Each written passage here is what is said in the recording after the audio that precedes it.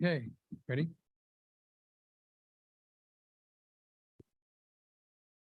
Good evening, everyone, and welcome to this regular board meeting of the Ventura County Community College District Board of Trustees. This meeting is now called to order. And items 102 is standard information. And 103, Chancellor's recommendation of the agenda.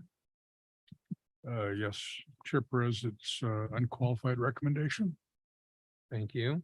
Item 104, changes to the agenda. We have two minor changes regarding items 1506 was changed to reflect the accurate fiscal impact of Ventura College Faculty Travel Fund full and unrestricted general funds for that item rather than the CalWorks budget funds. And item 16.01, action to approve resolution of intention to approve a contract between CalPERS and the Ventura County Community College District Safety. The exhibit is now available. There's a copy in the room, and the exhibit has been provided online as well. With that, we have no speakers for closed session items unless there's anyone in the room that wishes to address a closed session matter. If not, we will then move to closed session under all items listed. 2.01 conference with labor negotiators, 2.02 public employee performance evaluation for the chancellor, 2.03 conference with legal counsel on existing litigation, 2 cases, and 2.04 conference with legal counsel, 2 cases of anticipated litigation. And we anticipate returning to open session at or near 6:30. Thank you.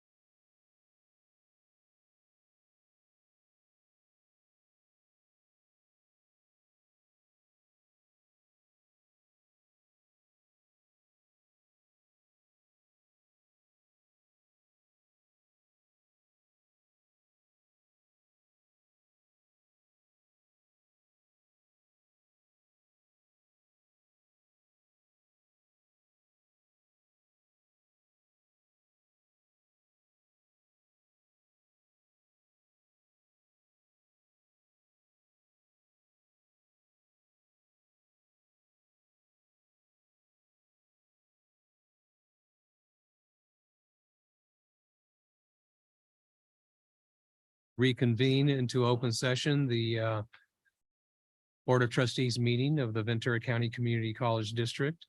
We'll begin with item 3.01, pledge to the flag. And for everyone's, well, maybe not first, but first formal introduction to Dominique Figueroa, would you please lead us in the Pledge of Allegiance?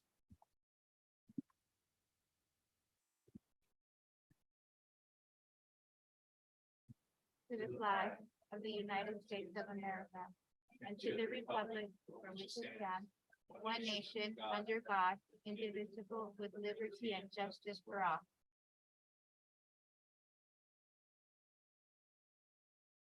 Thank you. Item 3.02, there is nothing to report out of closed session. That brings us to item 3.03, public comments. I don't have any public speaker cards in front of me tonight, but there were 3 written public comments submitted that were relevant to an ongoing working group, the AFT remote work group regarding remote work. And so the comments, there's a copy, I believe, in the back of the room. Is that correct? And the written comments are available online as well. Trustee Chancellor. Sorry for the interruption. Could we read the changes to the agenda? I know we read them before closed session, but I think it'd be helpful to read those before open. Sure. possible. And that's a good idea. And Michelle, are these reflected on the online agenda as well? Thank you. But to that item 15.06, action to approve international travel for Ventura College faculty member to attend the Haku Leadership Academy Executive Leadership Seminar and the immediately succeeding International Symposium in Guadalajara, Mexico.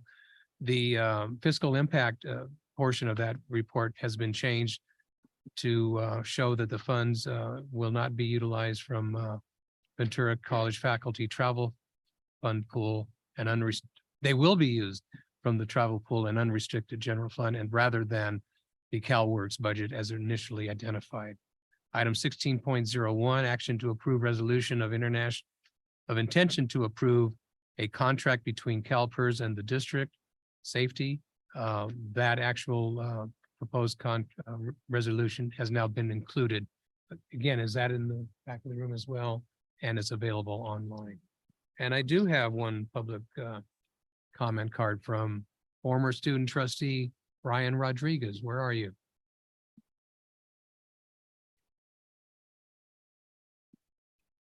To the podium, Brian, you know that.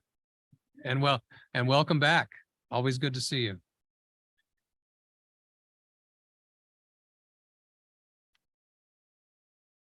Good evening, board and, Board of Trustees, Chair Perez, Chancellor McLennan.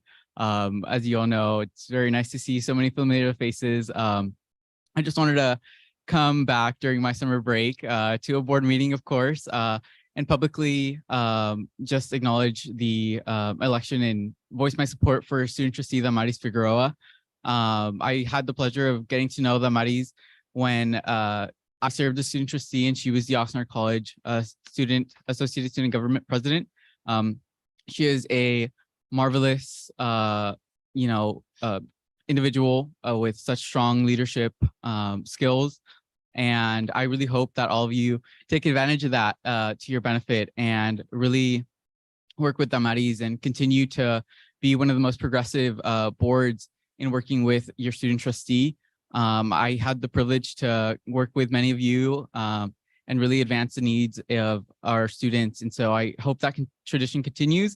As Bernardo mentioned during the last board meeting, I did reach out to the chancellor, his team, and to Chair Perez to just make myself available and ensure that there is a smooth transition between the student trustee, considering all that's transpired with the transition. And so again, congratulations, Damaris. You really proven yourself to be a strong leader and have really advocated for the needs of Oxnard College students. And I look forward to seeing you do so for students throughout our district. So thank you again. Brian, you performed excellent up here as a student trustee. I don't think I ever had cause to question your judgment, but you're on break and you come to a board meeting. Okay. With that, that brings us to item 3.04, swearing in and seating of student trustee, Damaris Figueroa. Damaris, if you want to join me up front.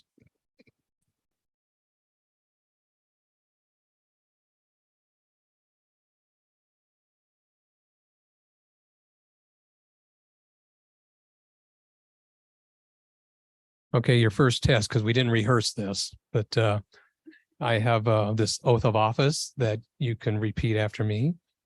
I say your name. Do solemnly swear that I will support and defend the Constitution of the United States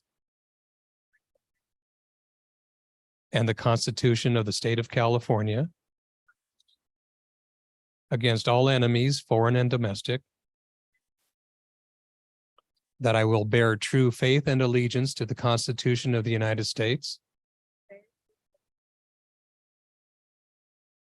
and the Constitution of the State of California, that I take this obligation freely without any mental reservation or purpose of evasion, and that I will well and faithfully discharge the duties upon which I am about to enter.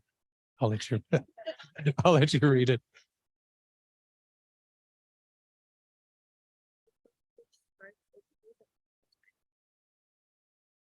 Congratulations, you are our new student trustee. Welcome to the board.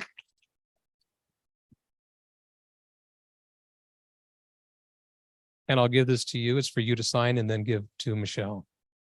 Okay. Sure.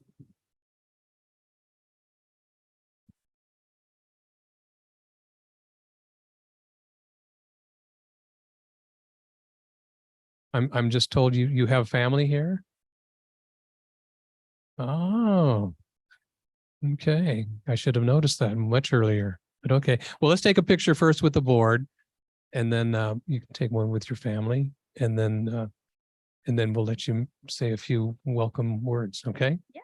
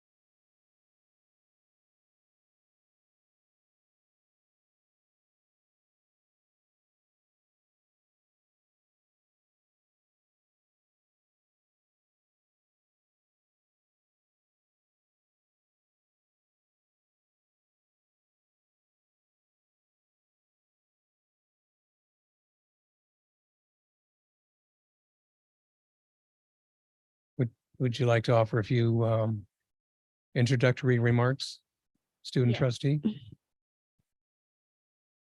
Thank you. I'm so excited and incredibly honored. I'm going to do the best of my ability to best represent VCCD. I'm excited to start and get to know the other colleges and get more engaged with the student population. As I'm already informed a little bit, I know I need to get more educated on my peers. So I'll be happy to go to each campus and visit them and collaborate with the Associate Student Government. Thank you. And I'm excited to work with all of you. All right. And sure.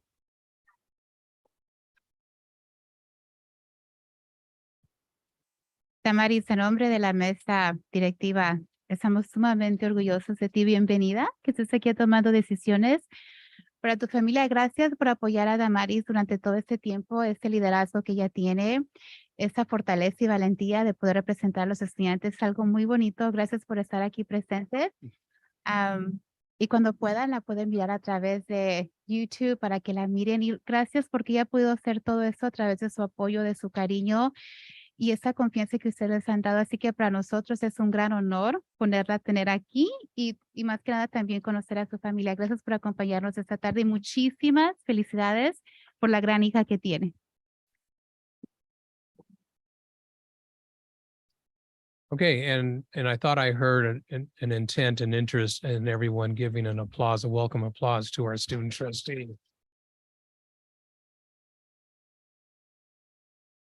Okay. All right, thank you. At this time, we're going to take item 17.01, accreditation update. Chancellor, if you want to introduce the item. Thank you. Actually, I'm going to go ahead to Dr. Herrera, and she will introduce our guest, who I believe is on the Zoom screen with us as well, and to talk about the next steps in the process of accreditation reaffirmation. Thank you. Catherine Webb is our accreditation liaison, and she's here to support our team in moving through the process of our site visit in September and being prepared. And so we ask that she join today to give an overview of expectations and roles that the board will engage in and answer any questions that you may have regarding the fall visit. So with that, Catherine, I'd like to introduce you to our group and all of our trustees, and thank you for being present. Yes, thank you. Can you hear me okay? First, I want to do a sound check. So the sound is okay? Ish. Okay, I'll turn my mic level up a little bit. Let me make an adjustment. I want to make sure you can hear me. I think it's going to be an adjustment on our end. We're going to work on that a little bit. Okay, my mic levels are all the way up. So thanks. I'm really excited to be here and see you again. For those of you that were seated on the board when I was here in June 2021, it's really nice to see you again. Thanks to Dr. Herrera and to Chancellor McLennan for inviting me back to speak to you again. As Dr. Herrera mentioned, I am the liaison to the district, so to all 3 colleges in your district. And you're in the middle of a site visit process. And so I thought it would be helpful, and Dr. Herrera thought it would be helpful to talk a little bit about the process itself and what's coming in the focus site visit and the board's role in the focus site visit. As you'll see, when I have some slides prepared because I thought the visuals might be helpful for you. But as you'll see when we get into the slides a little bit, the role of the board in a focus site visit is very much dependent on what happens at the review of the ISER review, or the review of the ISERs. Sometimes the board has a role beyond just being engaged and supportive of the colleges and aware of what the colleges are doing. So sometimes the board has a role in the site visit. Sometimes you don't. It really depends on what questions your team has. So I thought I'd talk a little bit about the process in general, and then share with you a little bit more about what I think you can anticipate from your team, from your visits, and from the questions that your team has. So if it's all right, I'd like to share my screen with you at this time. Okay, are you seeing the Ventura logo there? Yes. Excellent. Okay, great. So I think last time I was with you, we talked about the elements of the comprehensive review process. And certainly this is something that I've spoken about with your colleges. There are always three elements in a review process. There's that self-review or that self-evaluation. Your colleges each did that. You as a board did that against standard 4C. The district personnel did that against standard 4D and some of the other standards that are more district function focused. And then there's the peer review, and then there's the commission review. All of that rests on an understanding and an expectation that the colleges in your district are accredited. They are strong institutions that are accredited and have an ongoing commitment to improvement and educational excellence. What that means is that the visit coming up is really a way for your team to affirm that excellence. And so the questions that they have and that they have shared with you are really founded in their curiosity, in their wish to know more about you and to understand your practices more deeply. I want to unpack that peer review portion because that's really where the focus site visit lives. There's two components in the peer review process.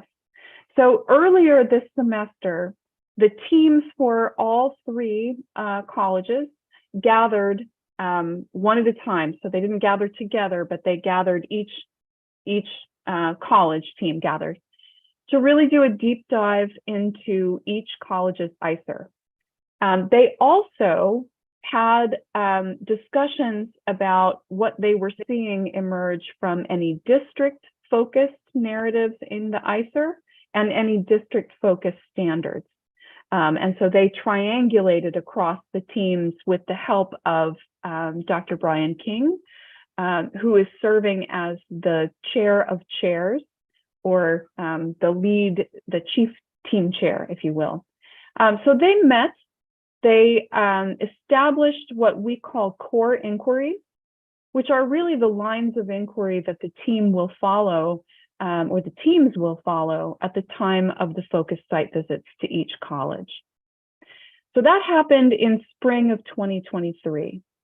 Each college received a core inquiries report from their team with a set of questions. We'll talk a little bit about what those questions look like, or what the core inquiries look like in a minute. But each college has received those. And in the fall, there will be focused site visits, which include a shorter number, a subset of each team, coming to engage with the college personnel around those topics that are set out in the college, the core inquiries, both for the college core inquiries and for the district core inquiries. Between those two semesters is really time for the college to prepare. And so again, we're going to talk about what that preparation looks like. Okay, so during the visit, as I mentioned, a small subset of the peer review team visits each college. And they're doing that in order to engage in dialogue with you around the questions and the topics that are laid out in those core inquiries. And those are both the college core inquiries and the district core inquiries. So there will be a small subset of the team that will be engaging with the district at the same time as in parallel to the Ventura College site visit, focus site visit. Really, the goal of those dialogues is to validate and confirm that the standards are met based on not only the ICER and the evidence in the ICER, but interviews and conversations with people at the college and any new evidence that the college prepares for the team shortly before the visit. The team will be, based on those dialogues, finalizing any recommendations or commendations that they may have, and they'll be completing the draft of their peer review team report, outlining the findings of the team. That's really important to keep in mind, that peer review team report and the findings that are in that report are really the basis for the commission review. And the commission is considering the conditions of the colleges at the time of the visit as they make their decision. So that team report and all of the conversations that they have with you during the visit are really important. So they have provided to you a set of core inquiries. And I know that you have some each college has some core inquiries, and then there are district core inquiries as well. Each one of those core inquiries follows a very similar pattern or template, if you will. So in each individual core inquiry, you will see some important information that really helps you and the team establish the dialogue that you'll have, so that you know exactly what they are asking for, you know who they're asking to speak with, and you know the kinds of things that they were looking at when they were reaching these questions, or when they were determining what they'd like clarification around. So each core inquiry is going to give you some summary level information, some detail about their observations and what they'd like to know more about. And then there is a list of topics that they want to talk about with you during interviews. There's a list for any additional information or evidence that they would like in advance of the visit or at the visit itself. And then there's a list of, usually there's a list of folks who they'd like to speak with. So interview requests. And so again, when I said earlier that the board's engagement in the focused site visit really depends on the core inquiries. If there are no core inquiries about the board or related to board standards or related to district standards, there won't be any interviews in that case. In your case, there were some areas where your teams wanted to have a little bit of a dialogue with you. And so they are anticipating that they'll have an opportunity to speak with you, and that you will have an opportunity to speak with them and talk with them about the work that you've done between the submission of the ICER and now. So again, the core inquiries are really designed for you as a district to support the preparation for the focus site visit. So it allows the college and the district personnel to review, to reflect on the questions that the team and the topics that the team is asking, to gather additional evidence or examples, to prepare additional information, and to document progress in those areas, as well as to start drafting interview schedules and planning visit logistics.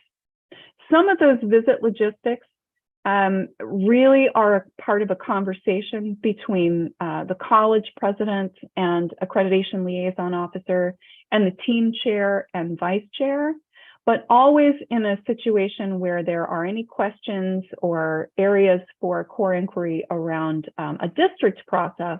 It's really important that district personnel or board members, if there are requests for board interviews, are included in that planning process, so that you're available for the interviews and you're aware of what's coming, so that you can prepare as well.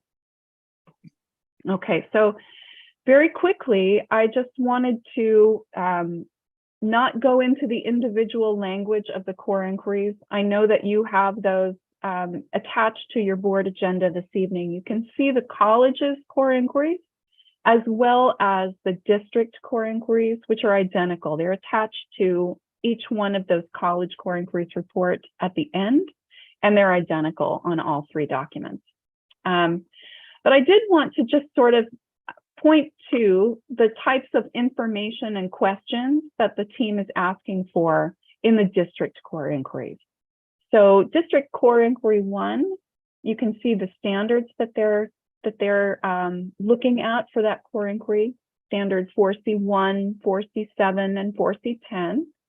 And they'd like to know more about how the board is training and the retreats that you have and the self-evaluations that you have. They're going to request interviews with the board members, with the chancellor, and with members of the chancellor's cabinet, including the college presidents. around this topic. And then District Inquiry 2 is around Standard 4C12. And so they want to know more about your practices for delegation from the board to the chancellor. And I presume from the chancellor to the chancellor's staff as well. So again, they're looking for interviews with board members, with the chancellor, and with the chancellor's cabinet. I listed District Core Inquiry 3 here as well. This one doesn't involve the board, but again, this is an example of sometimes the board is involved and sometimes they aren't. So District Core Inquiry 3 is really about monitoring completion of employee evaluations and learning a little bit more about how you do that. And they've requested interviews with HR staff and other administrators that are involved in that process. I want to say in closing and in closing for my slides, before we open it up to discussion and questions, I want to share kind of a general framework for reflection and improvement that ACCJC has been using in our more recent workshops and certainly with our team trainings as well. We are looking at this process, this review process, as one that is a growth process. It's a supportive process. It's one that's designed not to be harsh and punitive, but more really supportive for improvement. So we suggest that colleges are really thinking about these 4 questions as in any improvement process that they engage in. And I just want to share them with you as well in case you find them useful. So for any one of those questions that the team might bring to you, you could think about collectively, what did you as a board do in this area to improve? What was the outcome? What did you learn from that improvement process? And now that you've thought about what you learned from the process, what will you do differently, if anything, as you move forward?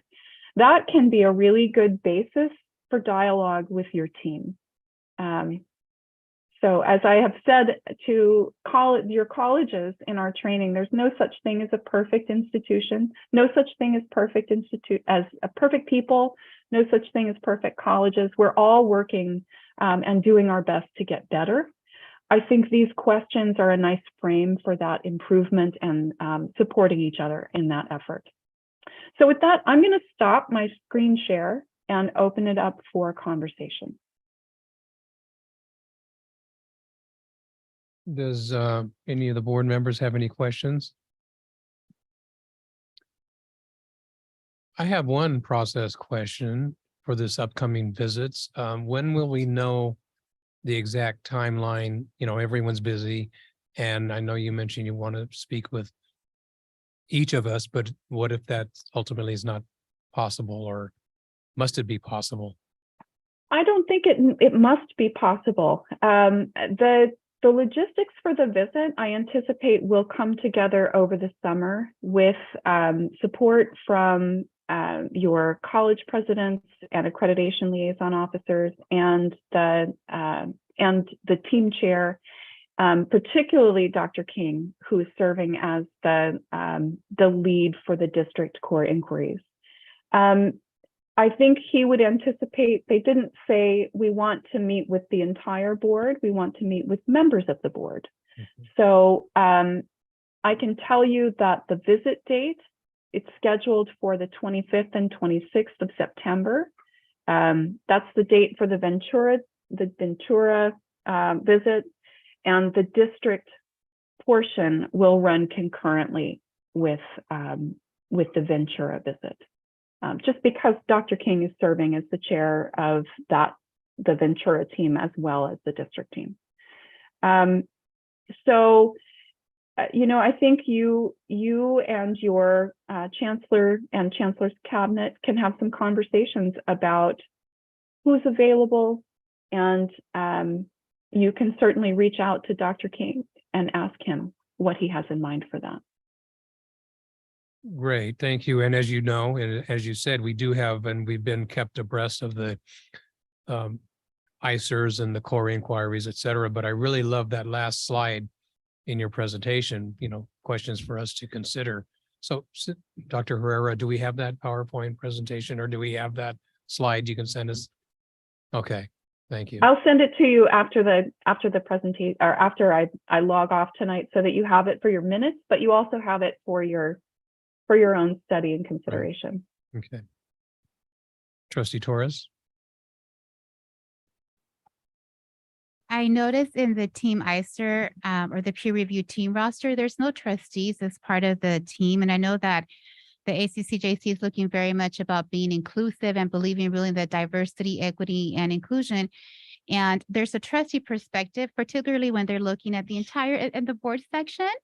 To be able to get the criteria. So you have faculty, you have administrators that are looking at the ICER, the reflective piece, but there wasn't a trustee. And I know in the conferences that I've been at the state level, they really talk about having a trustee. And so you really have a team that's really able to really look at it. And even when they're providing feedback, there's a trustee that sits there and is able to really allow the board to be reflective and give their perspective. And I was wondering if you can speak a little bit more as to why this team does not have a trustee as part of the review team to look at our ICER. That's a great question, and I really appreciate that you raised that, because that's something that we're working on internally in our own processes. So, past practice for team development, we have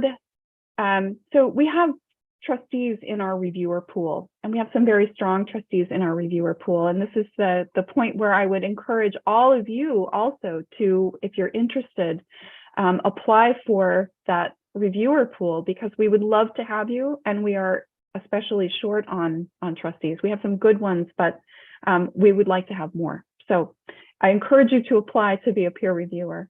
As we are adjusting our processes, and we're going through our own continuous improvement and thinking about those 4 questions for our processes, we're making some changes to the way we do team assignments.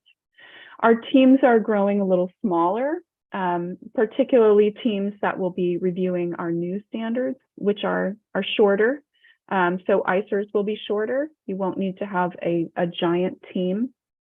But the relationship between the college and ACCJC through the midterm report in particular, as the midterm report evolves, that's a place where we're going to ask for some reflection on areas of strength, areas where you're continuing to improve, and the teams will then be tailored to the college needs more closely than what they are now. We do send trustees out, but not on every team. There's a space for a CBO on every team right now in our current process, but not a trustee. And I think you raise a really important point. There is a trustee standard, there are trustee expectations. Your perspective as a trustee is extremely valuable in reviewing the peer, in the peer process and in reviewing a peer. So I think going forward, you will start to see more and more of the trustees on the teams in areas where the college itself self-identifies that, yeah, we would really like to have that trustee perspective. There are some things that we're working on, and that would be really helpful for us. So that's a really long answer to your question, but it is, I want you to know how much I appreciate that perspective, and that it is something that we're mindful of as we build teams. Thank you. I appreciate it, because as I was reflecting it and looking, I immediately looked at who's part of the team, because it's going to be, looking at all lens. And I immediately noticed it was noticed. And so as much as we try to be, unbiased, we can help it. But if I'm an administrator, I'm looking through administrative lens. If I'm faculty, I'm looking through faculty lens. And I noticed that. And so there's different questions that come about. And I said, oh, I would love to be able for myself to have heard also from a trustee, because sometimes with their experience, they have some valid points. But I appreciate your response, the genuineness in it, and what the ACCJC is doing to move forward and have trustees become involved. So thank you for your response. It was very much appreciated. Thank you. And I just want to reiterate, we are always looking for trustees as part of our reviewer pool. So I will make sure that Dr. Herrera has the link where you can go on our website to sign up if you're interested in serving on a peer review team, I think it is such a gift for your peers, and so I encourage you to do it. Thank you. I was going to ask you for that link. And I know over time, I've seen these calls for trustees to volunteer to be on a team, and you only have to work with what you have. So hopefully send that link, and maybe one of us here will respond. That would be So, great. That would be yeah. great. But Yeah, anyway, thank you for your time. Thank you for your information. Send that PowerPoint and that last slide especially. I really like that one too. But so thank you. And we look forward to your visits. Well, will you be accompanied? Because you're everywhere, right? I will be with the team, and those 3 visits are happening all sort of at the same time, all the same week. And so I will be spending a little bit of time with each team. And so you may see me bouncing around somewhere throughout the district, or from campus to campus throughout that week. Well, thanks for this perspective, and enjoy the rest of your evening. Thank you. Thank you for the time. Okay, that takes us then to item 4, guests and recognitions. We already gave Brian a shout out and an opportunity to speak. Under item 401 and 402, acknowledgement of new employees and our district retirees. You will be hearing more. Their names are provided in the agenda and online. And as the various reports are forthcoming to us, they will be individually highlighted as well. Item 4.04, certificate of recognition for Linda Resendez, Chancellor. Thank you, Chair Perez. It's my pleasure. I guess I'll set this up just a little bit. I believe it was last week at the Classified Leadership Institute that our very own Linda Resendez was recognized, acknowledged for her leadership at the statewide level for classified Senate leadership. And so we have prepared to help with that and to add on to it a little district recognition. So I'm going to go ahead and read this, and then Linda, we're going to ask you to come up here, and we like to take pictures. You have about 5 minutes to give a speech, and then we're going to, I'm just kidding. I'm kidding. And then we'll do one other thing in addition to that. So let me just go ahead and read this. It's on behalf of the Ventura County Community College District. It's a certificate of recognition. The Board of Trustees, Chancellor, President, faculty, staff, and I'm going to correct this because we need to add students on here, and we inadvertently omitted that, of Moorpark College, Oxnard College, Ventura College, and the District Administrative Center recognize Linda Resendez. And it reads, the Ventura County Community College District presents a certificate of recognition to Linda Resendez for her outstanding service as classified Senate President at Moorpark College. Your leadership at Moorpark College possesses a profound effect towards the vision of participatory governance into certainty for classified professionals. Your efforts to educate classified, increase Senate involvement, and assure classified voices are present within the governance process speaks to your leadership.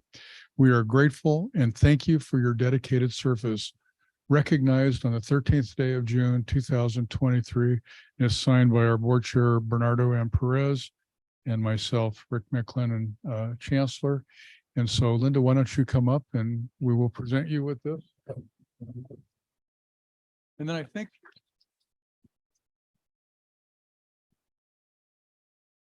think for the photo opportunity, we'd like to invite Dr. Sokanu and also all of our classified representative leaders here who are here with us tonight to come up and share in this photo.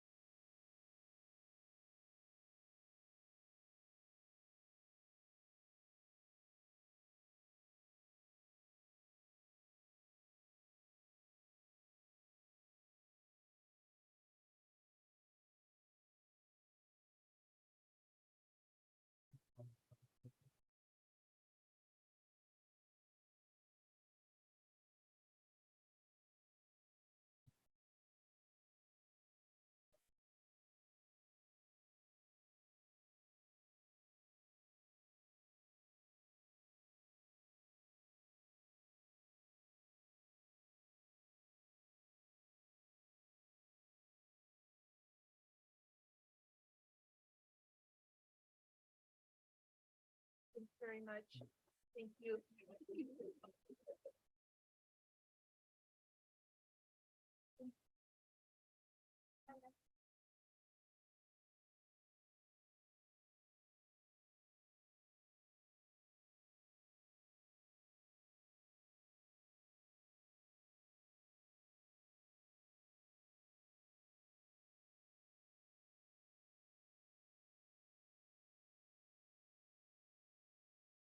Okay, that brings us to Senate consultation, beginning with our academic Senate president's consultations. And want to just go down in order, starting with MC. Is that Matthew? Your first meeting, right? Welcome. Thank you. And if at this time I have nothing to report, do I just say I have nothing to report? All right. I like those succinct reports.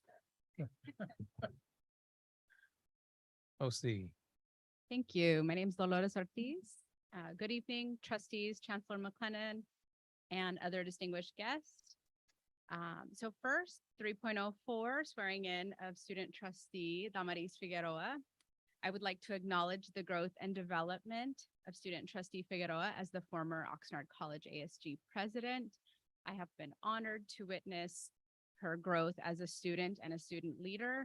Student trustee Figueroa is a strong advocate for student needs and will be an invaluable asset to the district, or continue to be an invaluable asset.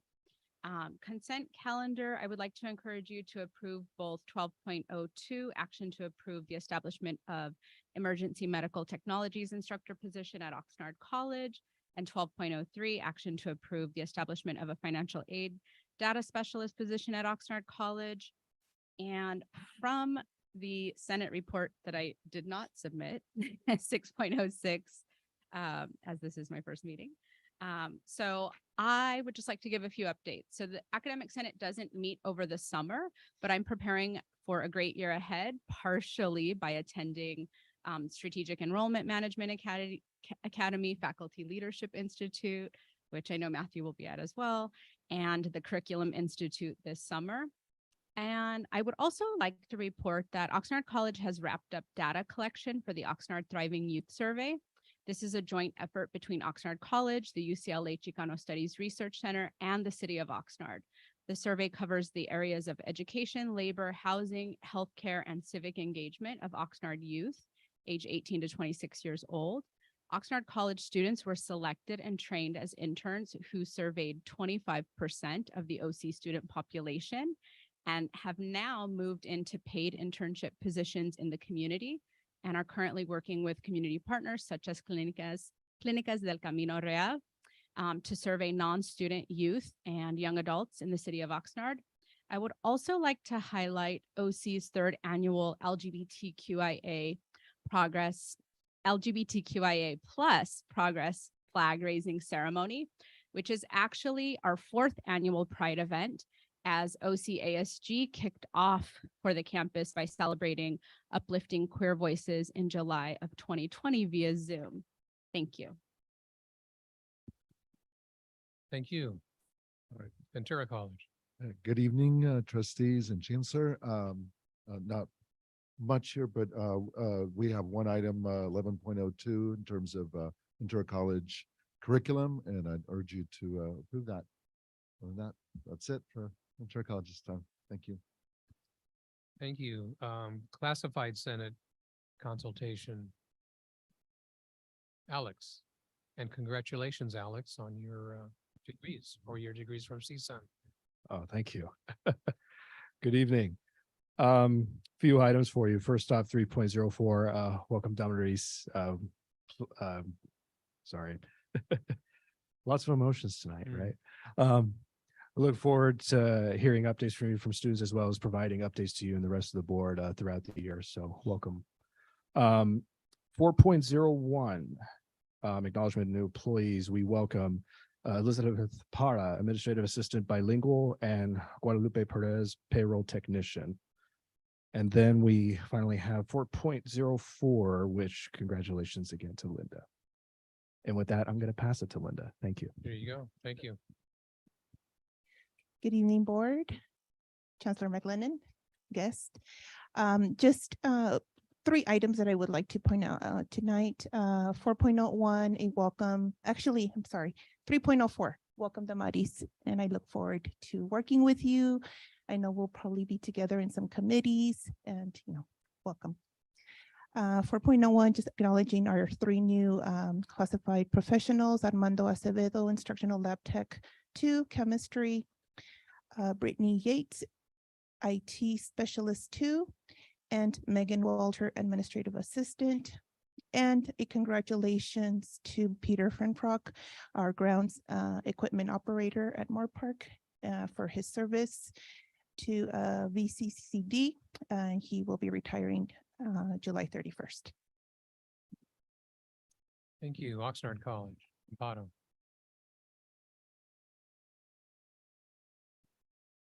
Good evening, Chancellor McLennan, trustees, and student trustee Figueroa. I'd like to call your attention to a few items. Item 3.04, congratulations to student trustee Figueroa. I have loved watching you grow in your strength and confidence. I know you will do a great job representing your peers here at the district. Item 4.01, quick congratulations to Elizabeth Pata, who was actually our former ASG office assistant and is now, as Rock mentioned, the new admin assistant here at the district. Her leaving was a huge loss for our students, but I know she'll bring the college voice to the district. Item 4.04, congratulations to my friend and colleague, Linda Resendiz, on a well-deserved honor. You have been a tireless advocate for Classified, and it is an honor to work beside you. Thank you for bringing your joy and energy into every meeting we do together. I encourage you to support item 12.03, establishment of financial aid data specialist. As the analysis states, this position was ranked 4th through the prioritization process and will allow our financial aid office to better support both student and office needs. And item 15.05, action approve the tentative budget. The budget process has gone through the participatory governance process and included classified feedback in addition to other constituencies. Moving forward with the adoption will allow the colleges to continue serving our students come July 1st. Thank you for your time. Thank you. Ventura College. Good evening, Board of Trustees, Student Trustee, and Chancellor McLennan. First, I'd like to start off with 3.04. Damaris, congratulations on this accomplishment. I look forward in working with you in any committees, and feel free to come by our center and interact and engage with our students in the STEM fields. 4.01, I'd like to acknowledge new employee Miguel Mendoza, Office Assistant at Ventura College. 4.02, congratulations upon retirement of Carol Osher, who was an admissions and records technician at Ventura College. She will be missed. And then 4.04, congratulations to Linda. Linda has been an asset to my onboarding as a classified Senate last year. So thank you so much for always being willing to help and support. And I'm so excited that you were recognized for all that work. And that's it for today. Thank you. That takes us to our reports, item 601, government reports. Do we have some new student government reps here tonight? Do we have any? Go ahead. And if we do, Can I introduce you- him, Chair? I would love for you to do that. Thank you. Thank you. So Moore Park College, we have the Director of Advocacy, Judah Robertson. Good evening, everyone. Moore Park College student advocates. We had the swearing in ceremony today for the new board of directors. So as of this morning, we're all sworn in. Some of our directors from ASMC will be traveling to San Francisco this week to attend a joint leadership institute held by the Student Senate for California Community Colleges and the Academic Senate for California Community Colleges. And it's going to provide training for us on the Brown Act, writing resolutions, and building productive partnerships. And we also, on June 1st, in celebration of Pride Month, Moore Park College hosted a free breakfast and flag raising event to celebrate Pride Month, which a lot of students were there for. And we really appreciate that Moore Park has events like this for students of the LGBTQIA community. And another just final shout out to Moore Park for posting new signage all around campus, because a lot of us students get lost because the campus is so big. And so thank you from students for that.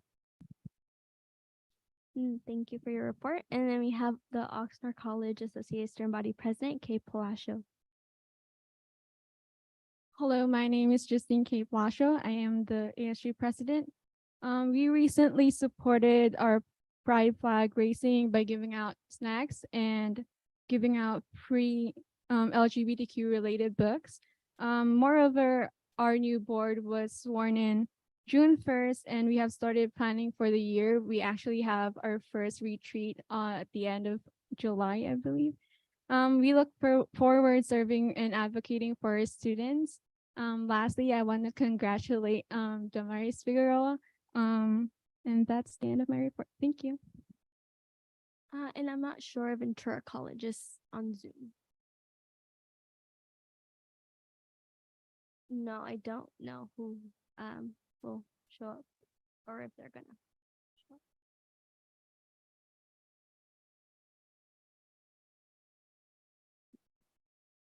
It might be vacant for today.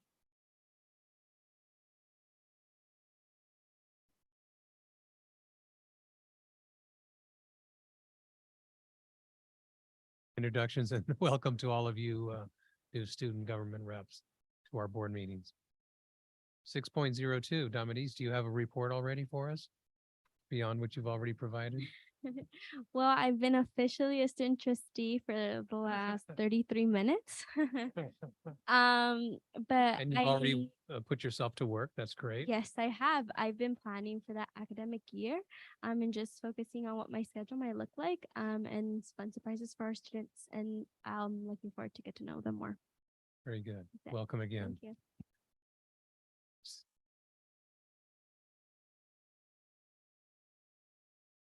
Have some of my friends back there.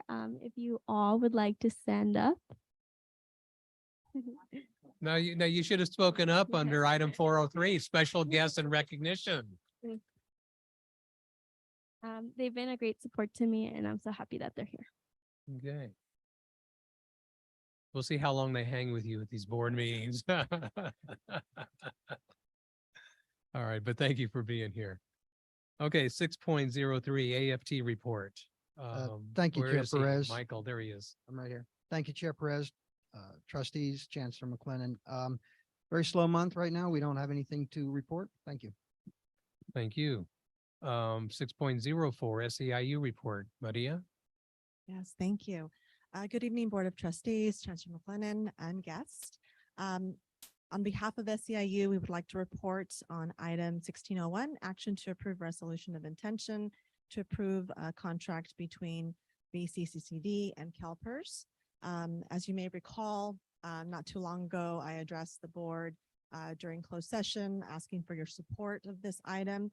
I'm very happy to have that here now, and just brings us closer to the next step, which will be to have an election with the officers on this. So thank you so much for that. We're really looking forward to seeing this through. And again, a special thank you to the staff, district staff that worked so hard on this as well. We appreciate that.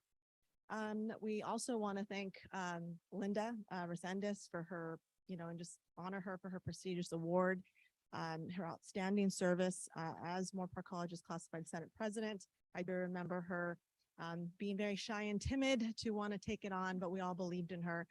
Many of you might not have known this about her, but before promoting out of our unit, which we were happy for her, of course, but she served, not only was she a longtime member of SEIU, but she served on negotiations team and reopeners before my term with my predecessor, Olivia Long. And so she's my friend. I'm honored to serve with her and her advocacy for classified. We're very, very fortunate to have her. That concludes my report, but thank you.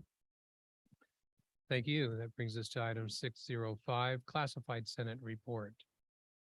Who wants to begin? Alex is reaching for the mic.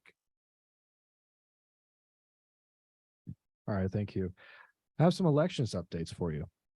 So classified Senate elections for the DAC classified Senate have gone through. And so our new communications officer is Daniel Rangel.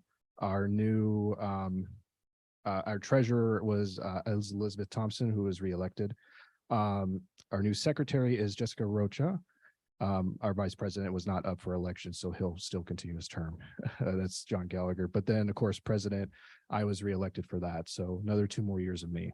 Sorry. And we look forward to that. All right, Moore Park College, Linda. Just a small report. It's been a slow month for Classified Senate, but I do want to mention at this year's commencement ceremony, for the first time, we had many of our classified professionals participate in the event. So we're very grateful of the opportunity for our classified to participate. I would also like to thank our administration for our Classified Appreciation Week goodies that were provided. We had Kona Ice, and then we had a breakfast brunch. So thank you very much for recognizing our classified. And then also last week, myself and our other senates from VC and OC, we all attended the annual Classified Leadership Institute conference. And this conference is once a year, and it's put on by 4CS. And it's one of the largest conferences for our classified professionals that provides learning opportunities in leadership, continuing leadership skills, and professional development. So we were able to participate in various educational sessions. We were 2 awesome keynote speakers were present. One of them was our very own VC, our Chancellor Herrera, and Dr. Bull. They provided awesome keynote addresses at the event. We were very fortunate to have been able to, present their presentation. And other than that, let me see, just, next week is our last Classified Senate meeting, and our executive board will be having a little retreat in July to plan for our 23-24 year. And I believe that's it. Thank you, Oxnard College, Amparo. So this is my last report, so I'm going to make most of it. As Linda mentioned last week, 5 classified. So we had 5 classified from Oxnard College that attended the Classified Leadership Institute. I just want to express our appreciation and support to the appreciation to the district and the colleges to fund this opportunity. This was something that we worked through at DCAS a couple years ago, and funding was set aside so that way classified could attend this conference every year. So thank you for that. And then thank you again to Dr. Herrera. I honestly lost count of how many attendees shared how much they took away from her presentation. Thank you, Dr. Herrera, for taking the time to mentor classified throughout the state. On Thursday, the Oxnard College Classified Senate will be hosting our annual retreat with presentations from Dr. Angelica Garcia, the Berkeley City College president, and our own dean, Dr. Paloma Vargas, who will lead a workshop on servingness within Hispanic serving institutions. We've completed our search for a new Classified Senate president, and it is bittersweet to share Sergio Arana, who is sitting back there. Raise your hand, Sergio. He will be filling this seat at the July board meeting. So in honor of this being my last Classified Senate report, I'd just like to say thank you to my fellow classified who I had the honor of representing and serving for the past 6 years. Thank you for putting your trust in me. I believe wholeheartedly I am where I am in my career because of the opportunities to grow personally and professionally as a result of my time as Classified Senate president. I want to say thank you to Dr. Cobian and the rest of the Oxnard College administration team. Because of their support and leadership, I sat in every weekly exec meeting. The classified voice was included in decision-making, and a classified Senate representative was part of every final interview for faculty, management, and classified. Thank you for allowing me to grow and participate in ways I never imagined possible when I first took on this position. And thank you to Dr. Jennifer Clark, who actually paved the way as the previous classified Senate president. The classified voice is critical in decision-making. Classified are the ones working with students, hearing their hardships on a day-to-day basis, from financial aid to basic needs to leadership and mentorship programs. It's classified that support those needs. During my tenure as Classified Senate president, we have been fortunate to have one trustee visit our Classified Senate. I encourage you all to visit our Classified Senates and connect with Classified because we too are decision makers and leaders. Our Classified Senate are making changes that are being adopted statewide. Last week, I was part of the 4CS Classified Leadership Institute where delegates voted to officially adopt the Classified 9+1 as the official California Community College Classified Senate statewide 9+1. This is because of the work that started in this district. One day, our 9+1 will be in Title V, and that is because of the work that's being done here. Finally, I'd like to end on this note. I recently read in Critical Questions in Education that conveniently, while school reforms are claimed to equalize and improve schooling for everyone, they've instead had a particularly negative impact on students of low socioeconomic status, who consequently tend to be students of color, while simultaneously maintaining white privilege for students in better schools who have the culture and material capital to navigate this new system. I share this to implore not just the trustees, but the administrators from other colleges to commit to future funding allocations to invest in Oxnard College. The $1.5 million we received show the impact Oxnard College can have when provided the resources. In order to bring Oxnard College on par with our sister colleges, additional funding needs to be dedicated to support our institution. We need funding in order to expand our programs, but with the funding formula partially based on student enrollment rather than need, equity, and potential, we are stuck in a vicious cycle. We need to invest in Oxnard College, the city with the highest population in the county. Our students deserve to have a district that intentionally invests in their local community college. And if arguments over equity are not enough, the future FTS in our district run through Oxnard College. With high school enrollments declining throughout the county, Oxnard represents the greatest source of untapped potential for future enrollments and fiscal stability for our district. This requires long-term investment, building our programs at Oxnard College, investing in its facilities, and bringing it on par with Moore Park and Ventura campuses. It isn't just the right thing to do, it is also the best investment our district could make in long-term stability. Thank you, and if you have any questions, please reach out to our next classified Senate president. Thank you. And Sergio, you've got some work to do. All right, Ventura College, April. My report's short, so I just want to acknowledge that Olivia and Tatiana attended the Classified Leadership Institute last week. So thank you for our campus support. I'd like to also express appreciation to our executive team for supporting our half-day planning retreat to onboard our new treasurer, Raquel de los Santos.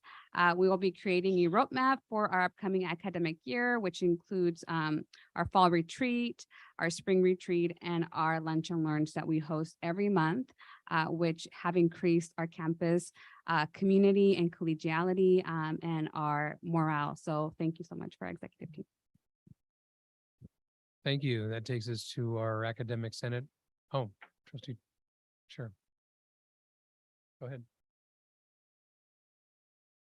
Thursday, that there's like leadership and serving-ness, and is it this Thursday? Did I capture it correctly? What's the time? This Thursday, the entire event is from 8:30 to 4. Dr. Garcia will be presenting at 10 a.m. and then Dr. Vargas will be presenting at 2:30. Would that be something if I'm able to, that a Of course. trustee can attend? Of Thank course. you. I think we received notice of that event, so yes.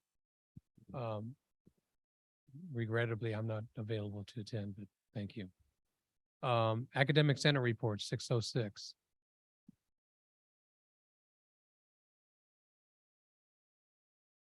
Evening, Board, Chancellor, colleagues, and guests. I do have a bit to report on this. So with summer upon us, the Academic Senate Council meetings and standing committee meetings are on pause until we resume in the fall. But in the meantime, a few events have taken place. Starting June 1st, I'm the new Academic Senate President. We have some new officers that took over as well. We are looking forward to going to the ASCCC's Faculty Leadership Institute with some of our representatives from student government as well. That's going to be a great experience for learning. I would also like to congratulate our classified Senate President, Linda Resendez, and thank her for welcoming me to our my position and our first meeting. That was wonderful. We do have a couple of hirings. We have 2 new tenure track faculty members. Mark Roakin has been hired to serve as a general counselor in our counseling department, a designated counselor for our MC Dreamers and immigrant scholar populations, and the lead counselor in the human behavior, history, and society area of interest. Our other counselor, tenure track hire, was Fidel Gonzalez, and Fidel has been hired to serve as a general counselor in our counseling department. will be the designated counselor for our Men of Color initiative and will also serve as our lead counselor in the business information and technology area of interest. Thank you. Thank you. Thank you Oxnard again. College, Dolores. Good evening. So I actually gave my report with the Yeah. consultation. I was here in October and there was no report. So you had to sneak it in with a consultation. So I will continue to learn. Thank you. I'm gonna watch you. Alex, Ventura College. No report from Ventura this month. Thank you. Okay. 607, President's Report. Who wants to lead?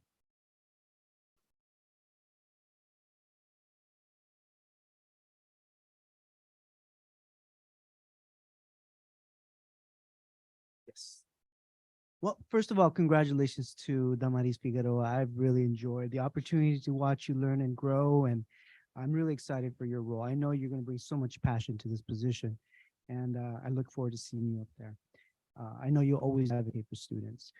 And secondly, I want to also acknowledge Amparo Medina. So thank you so much for all your contributions, your passion. As you can see from her statement at the end, she loves Oxnard College and has such a big heart for our students. So thank you so much for all she has done in the last few years. So it's going to be really strange not seeing you in those meetings. So I know she wants to drop in every once in a while. And then congratulations to Sergio Arana, who will be stepping up in this leadership role. So congratulations, Sergio. A couple areas I'd like to just present very briefly. Oxnard College and Ventura College both participated in a Strategic Enrollment Management Institute. It was a wonderful session. We were assigned data coaches to work with our team to develop action plans to address some of the areas of concern in retention of students and enrollment management. So those are areas that we'll be working with our team and the coaches throughout the year. So we'll be looking forward to presenting our report at the end of spring.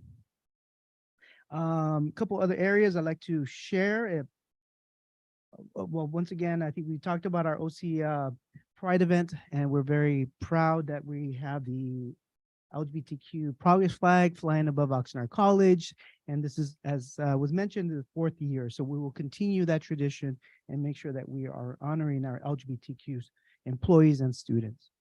Last week, we also recognized our unsung heroes on campus, our maintenance, operations, custodial grounds teams. They work tremendously on campus and have such a big impact on campus. So it's important to recognize their efforts on campus. And it was really funny. They thought they were coming in for a hazardous materials workshop, and they're surprised with a lunch. We were joined by our chancellor. So it's just a great opportunity to connect with them and really thank them for all their efforts. So congratulations to all of them. One other thing I want to mention is on May 23rd, we had an amazing event. And one of these events that you'll always remember as an administrator, we worked closely with the El Rio School District, Ventura County Office of Education, and we hosted an event at Rio del Valle to honor the students who completed the ESL classes. So we had over 200 students, well, over 200 guests, because they brought the entire families. And the school district had their mariachi, they provided dinner, they provided medals to each of the students. So each student went up, received a medal along with their family. So it has an impact across the family. Watching their parents receive a medal for the completion of ESL classes. So one of those things that really kind of makes you really emotional as you watch. So really something we're really proud of, and we'll continue that tradition with the El Rio School District. And there was one other thing, and I completely forgot what it was, but thank you so much for your continued support. Thank you. Julius. Good evening, Board of Trustees, Chancellor, guests. Welcome, Student Trustee Damaris. I appreciate your commitment to engaging on our campuses as a student trustee. Congratulations to Linda. Linda is always the champion for what is best in our institutions and what is best in our district, and we're very proud of her accomplishment. I would also like to welcome Matthew, Dr. Matthew Morgan, who is a new Academic Senate President and brings intellect, brings engagement and passion to this work, and we're very lucky to have Matthew success. Mopa College, excuse me, Mopa College submitted our student housing grant to the state of California. It's due on July 3rd. It submitted it this past week, and we're excited about the opportunity that it could provide to our students, 300 beds. It provides the opportunity for our students who are struggling with housing insecurity and our low-income students. What we discovered during the process of investigating and planning for this housing project is that the project allows us for 300 students or 300 beds really, but we actually would need much more than that, about 4 times as much as that to meet the demand in our service area. We worked with Scion and Genslat as the architects to design a housing unit that will be the pride of our campus in our county. And we hope that we as a campus will be able to do that, be competitive in that process. The college is putting in $3 million of our own money into the process as a match for the competitive process. And we hope to hear back from the state chancellor's office sometime in the fall. Mopa College will be hosting Summerfest, which is a concert series that is being produced by New West Symphony. New West Symphony is housed in Thousand Oaks, and they've been an advocate and a supporter of the arts programs at our campus, and we them. The 24th of June, Saturday the 24th, and Sunday the 25th of June, from 10 a.m. to about 8 p.m. at night, of the various musicians on campus performing from various cultural traditions. And it's an opportunity for us to remind people that Mopa College is a destination and that we help to support the arts in our community. Mopa College will be, as part of its Pride Month celebration, tomorrow from 2 to 3:30 p.m. on Zoom. Both myself and President Erica and Jonas will be speaking as being our presidents and our role in speaking for the community that we belong to and celebrating and acknowledging the challenges that the community faces. Again, I do want to thank Amparo for her passion and for her commitment to Classified across our district.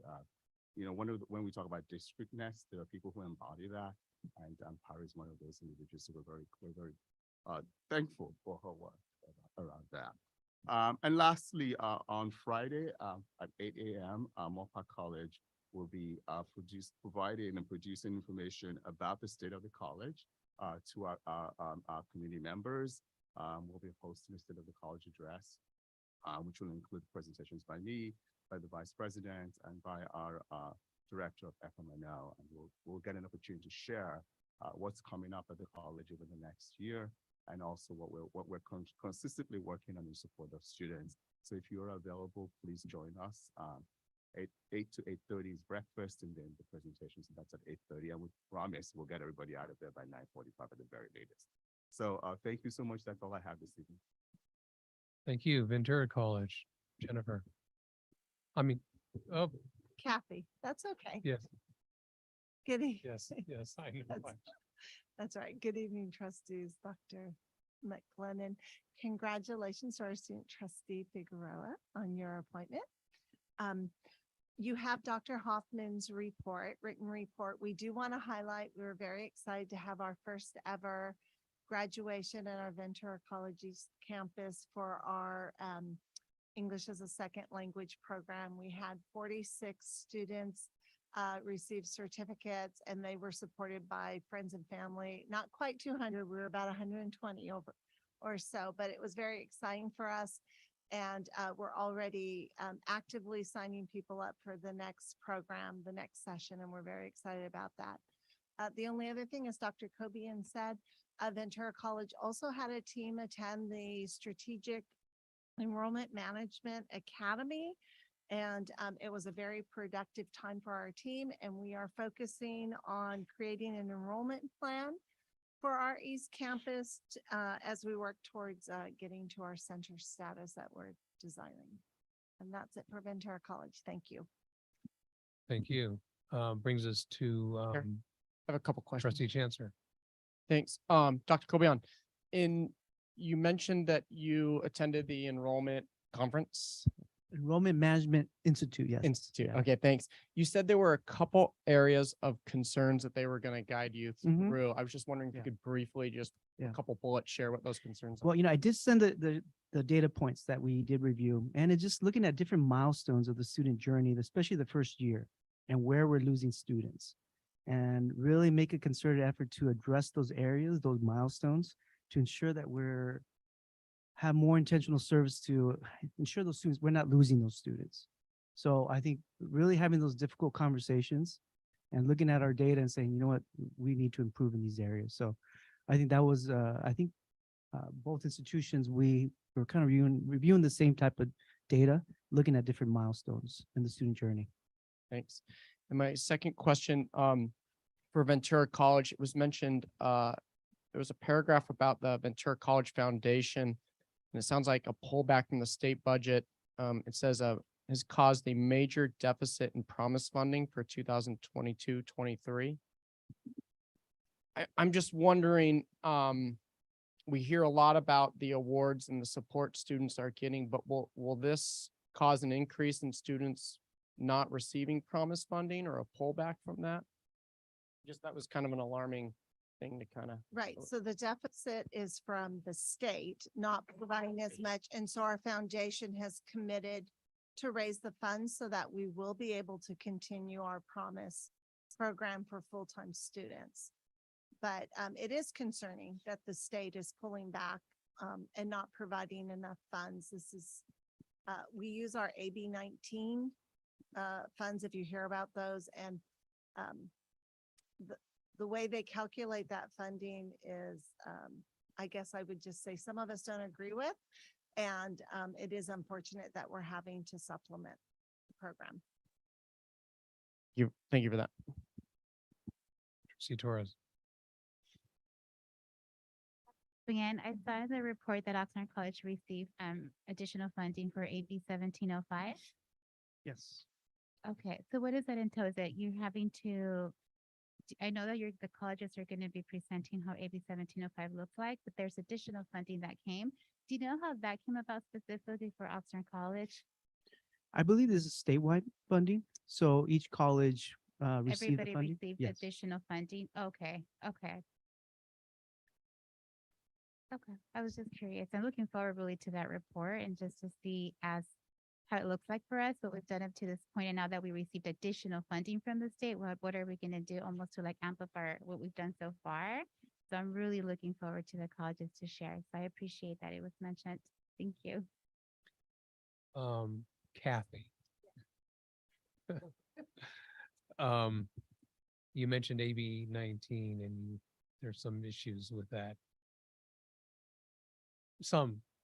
Anyway, there's a CCC board meeting this Friday morning. I would love to talk with you offline to see what those issues might That be, would be so that wonderful. if it's appropriate to bring up at the CCC I board would meeting. be happy to share our Okay. thoughts on it.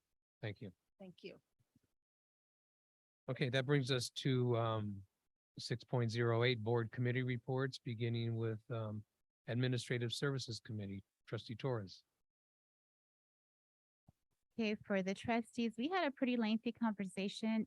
Chair Bettis joined me. Trustee Manton wasn't able to be there, but pretty much it's pretty detailed. One of the things that I did want to point out, there is the sustainability, and I'm going to 7.01 action to approve board policy 6560. This is something that we move forward for discussion. So for myself, it was something that we were discussing. And at that moment, we were trying to get input also from board members. And so we felt it was recommended that we move it forward for discussion. And then at this moment, when it comes to us, to be able to decide whether we agree with the way it's presented, do we want to add anything? But it was encouraged. And both Trustee Bettis and I agreed that we would have the full board discussion at this level to get input. So it was submitted to the board for discussion. And at that moment, I wasn't ready to make necessarily a decision, but it was just moving it forward to this meeting so we can discuss it as a full board. And besides that, everything else is pretty self-explanatory in the notes. Anything else you can think of, Trustee Perez? No, thank Okay. you. Pass committee, Trustee Lichtel. Yeah, good evening. Thank you. The past committee met on May the 30th. Myself and trustee Chancellor were available, as well as district staff. We did get an update from Dr. Herrera regarding the accreditation process. And with that, she provided and reviewed a data storyline for the college district strategic plan by chapter, which was very helpful, I think, for myself and Mr. Chancellor, and something we look forward to receiving data on a ongoing basis so that we can help staff monitor the district progress. We also discussed the sustainability policy that you had mentioned, Chair Torres, or you were chair last time, Vice Chair Torres, that comes under Board Policy 6560. And we also had a lengthy discussion about in-person class offerings, which led to, like I said, a great discussion about how are we meeting the needs of our students? Are we providing classes online as requested, or would students take more advantage of in-seat classes if those were available and offered? And so what we concluded was that there's a lack of data. So it's difficult to make those decisions. At least we had the part of that discussion.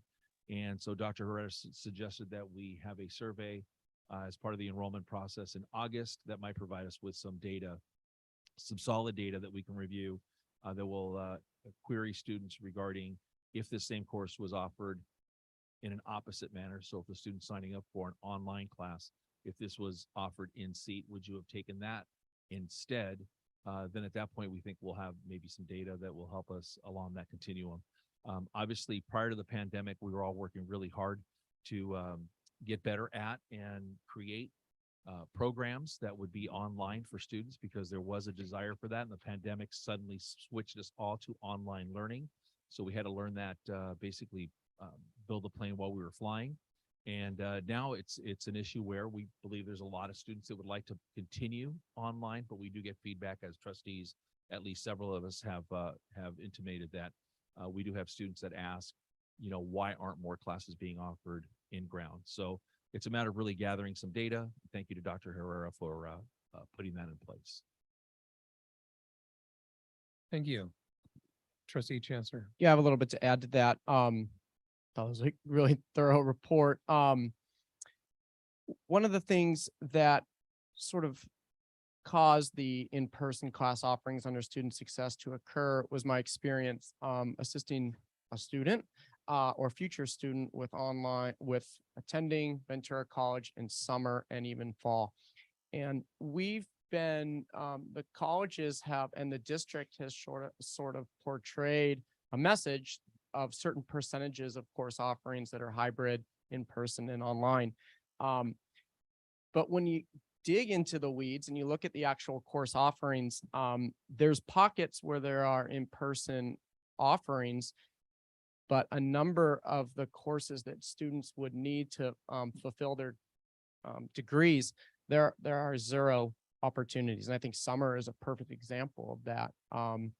The student I was assisting to sign up for summer school courses, I think we looked at 4 or 5 different options, and there were no in-person courses available at all.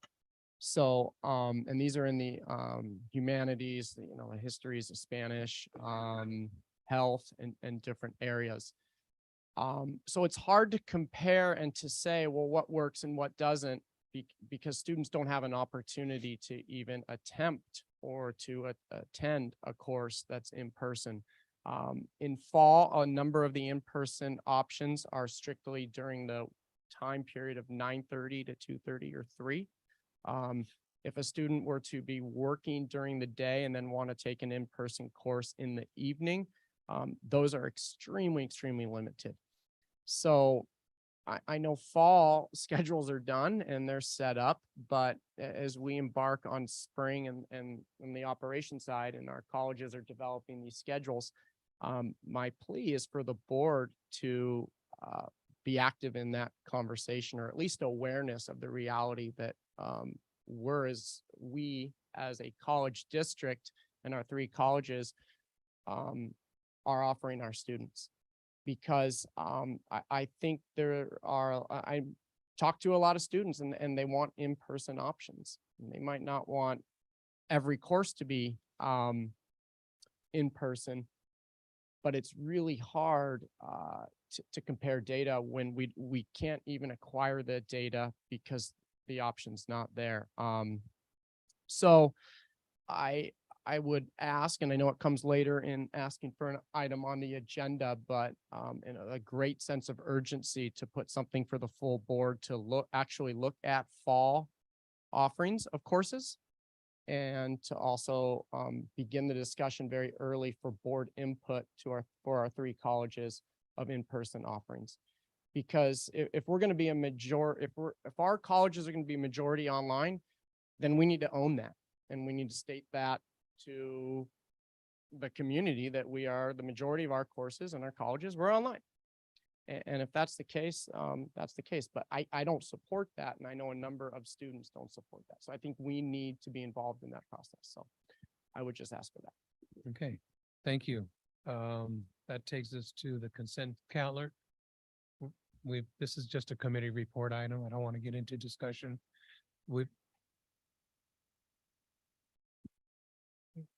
You can hold that for trustee comments at the end of the meeting. I would ask that you do that.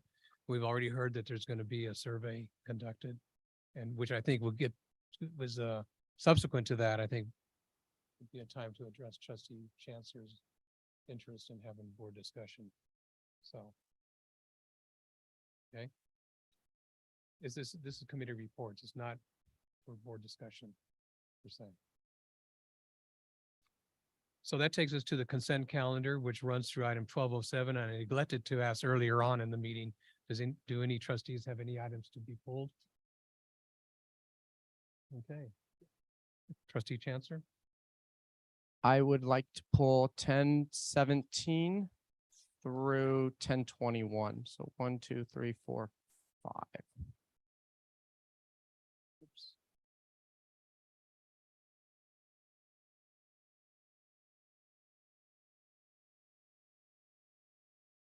Okay. And with that, I'm happy to make a motion for all the consent items except for 10, 17, 18, 19, 20, and 21. Okay. Student trustee, how do you vote on the consent calendar except for those items?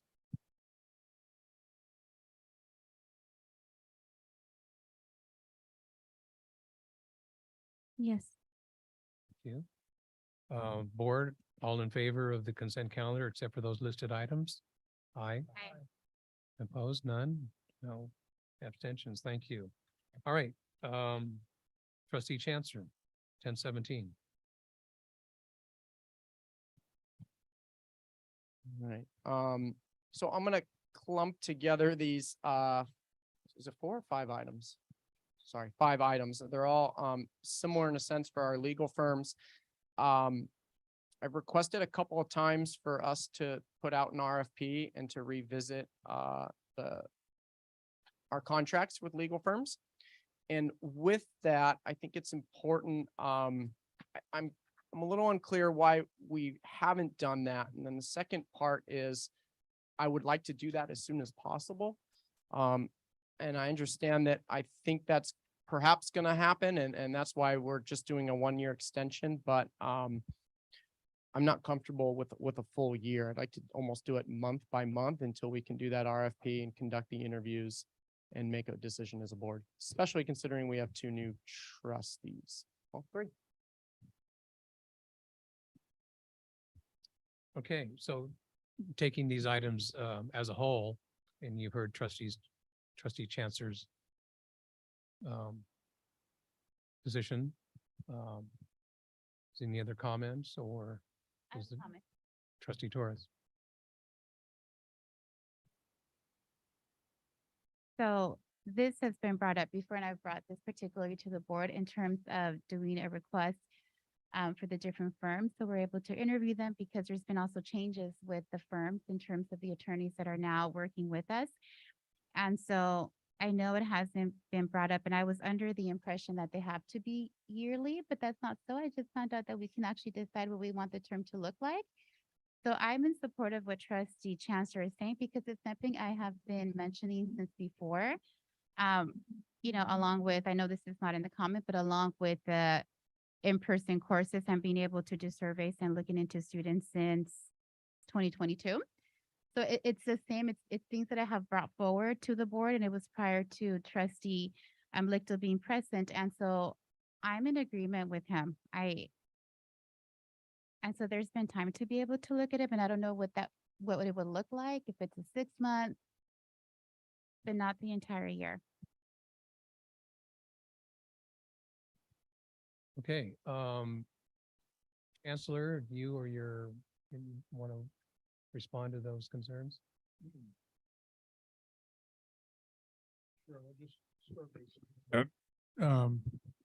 First of all, we will do whatever the board directs us to do with regard to these, the process of selecting and awarding agreements with legal representation.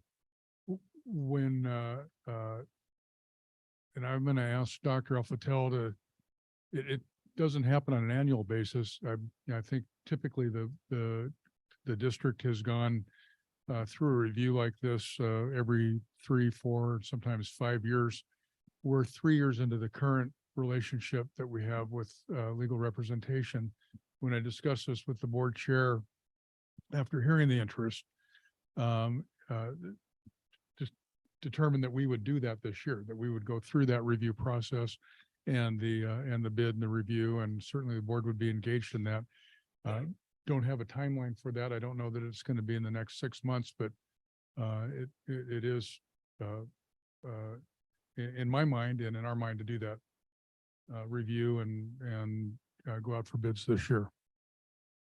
I don't know if Dr. Alfatel, you want to add anything to that? So if I may, Trustees Chancellor and Torres might recall, July of 2020, you participated in the process. We had done an RFP for legal firms. We had interviewed. The full board ultimately did interview. These 5 firms were selected. So you'll remember that process. So that was mid 2020. Normally, this RFP would go out every 5 years. So it's not 5 years. And this discussion that has happened, and as the Chancellor just said, there certainly, we're happy to do another RFP. It would be for the 4th year. And I think that would happen prior to, well, within 6 months, we would go through that process so that we could prepare to interview law firms, to go through the process, and we certainly have provided documentation, and can do so again. Give you an update, maybe over the next week of what that roadmap looks like. And to have, if the board so chooses, have the same firms for the subsequent year or change firms for the subsequent year, with maybe a decision coming in, let's say next March, for example. I'm just off the top of my head. Regarding on a monthly basis, I'm going to recommend that we do it for the year. The issue is this: if one, it's certainly sending a signal to law firms on a monthly basis, and many of the projects that they work on for us do carry across different months. What happens is when we have contracts with law firms, it doesn't mean we have to use them, for instance. So we use some firms more or less, depending on the circumstances that we have at the district, depending on the activity that's going on and so on. But it is really, really important that we do have firms on contract so that we can rely on being able to call folks when we need to move forward. And I would respectfully ask that you consider the recommendation to approve the contracts for a year. We will go through a process with another RFP before the end of the calendar year, and see what we can do for the future of how the board would like to proceed with different law firms. So that's my comments. Trustee Chancellor. One of the points of confusion for me, it seems, as I know in some of the firms, we've had retirements and different lawyers sort of come in and go. And then it seems the district in some cases is using different firms for activities that we used to use a previous firm for. So there seems to be some movement. And I know it would just help me to know, who our, general counsel is and the different areas that they are. So, I mean, I would feel more comfortable with this if we had some assurances of when the RFP would go out. And so just want to clarify, you're saying before the end of the calendar year? I'm saying we could do it for the end, before the end of the calendar year. Now, what would happen is they may or may not respond during winter break, for instance, but we could put it out with certain timelines and so on, so that we can begin the interview process, let's say February. I think that's probably a good time to get it ready for the subsequent year. Okay. And regarding these particular items, it does address which type of legal services each one is. So most of them, if not all of them, do personnel law, for instance. So depending on what kind of personnel counsel is needed, we may use 2 or 3 different firms for those types of services. We have one that the board decided was recommended, the board approved for negotiations. So we have one firm that handles negotiations, collective bargaining, even though the others do offer it also, right? So I think, so that's addressed in the board items themselves. And just to address your comment about, certainly there have been retirements, et cetera. We do hire the law firm. And I know that certainly in the case of our general counsel, the retirement happened, a transition was made, it was an introduction and so on to the current general counsel. And again, all of the firms have provide, except for maybe one of them, I think 4 of the 5 provide general counsel services. But I'd be happy to put some information together to kind of lay out some of that based on the comments the comments you brought up and any questions that you might have, and can send to the chancellor. We can address those, during the next couple of weeks, for instance. And just out of curiosity, do you know a rough amount that in the last fiscal year we spent on legal services in the district? Our budget for the fiscal year is $900,000, and I don't have that number, but I can put a spreadsheet together for the board and provide that to you with the other information in the very near future. Thank you. And then, I don't want to jump too far ahead, but within that process of RFP, I'd like to already plant the seed of maybe in-house counsel, as we're approaching $1 million annually for legal services, something to look at as well. But that's the last question I had. Thank you. Chair Perez. Trustee Mantu. Based upon the request that we've had from trustees, as well as the response and assurances we have been given by staff, and the need for continuity in terms of time when attorneys and attorney firms are working on cases that sometimes extend over a period of years. That at this point in time, I would like to make a motion that we approve items 10.17 through 10.21 for a 1-year extension. That is not specified, I don't believe, in 10.21, but let's put them all together. But we also need to recognize that individual attorneys will come and go, and we're hiring firms and firms' reputations when we're employing them.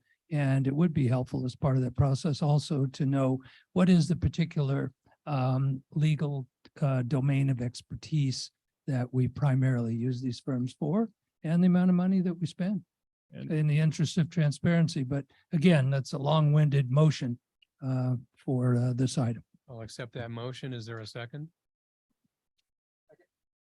Thank you. Question? Yes. And just for clarification, are these the same 5 law firms that we've been working with continuously from the previous RFP? Yes, they are. Well, with the exception of one.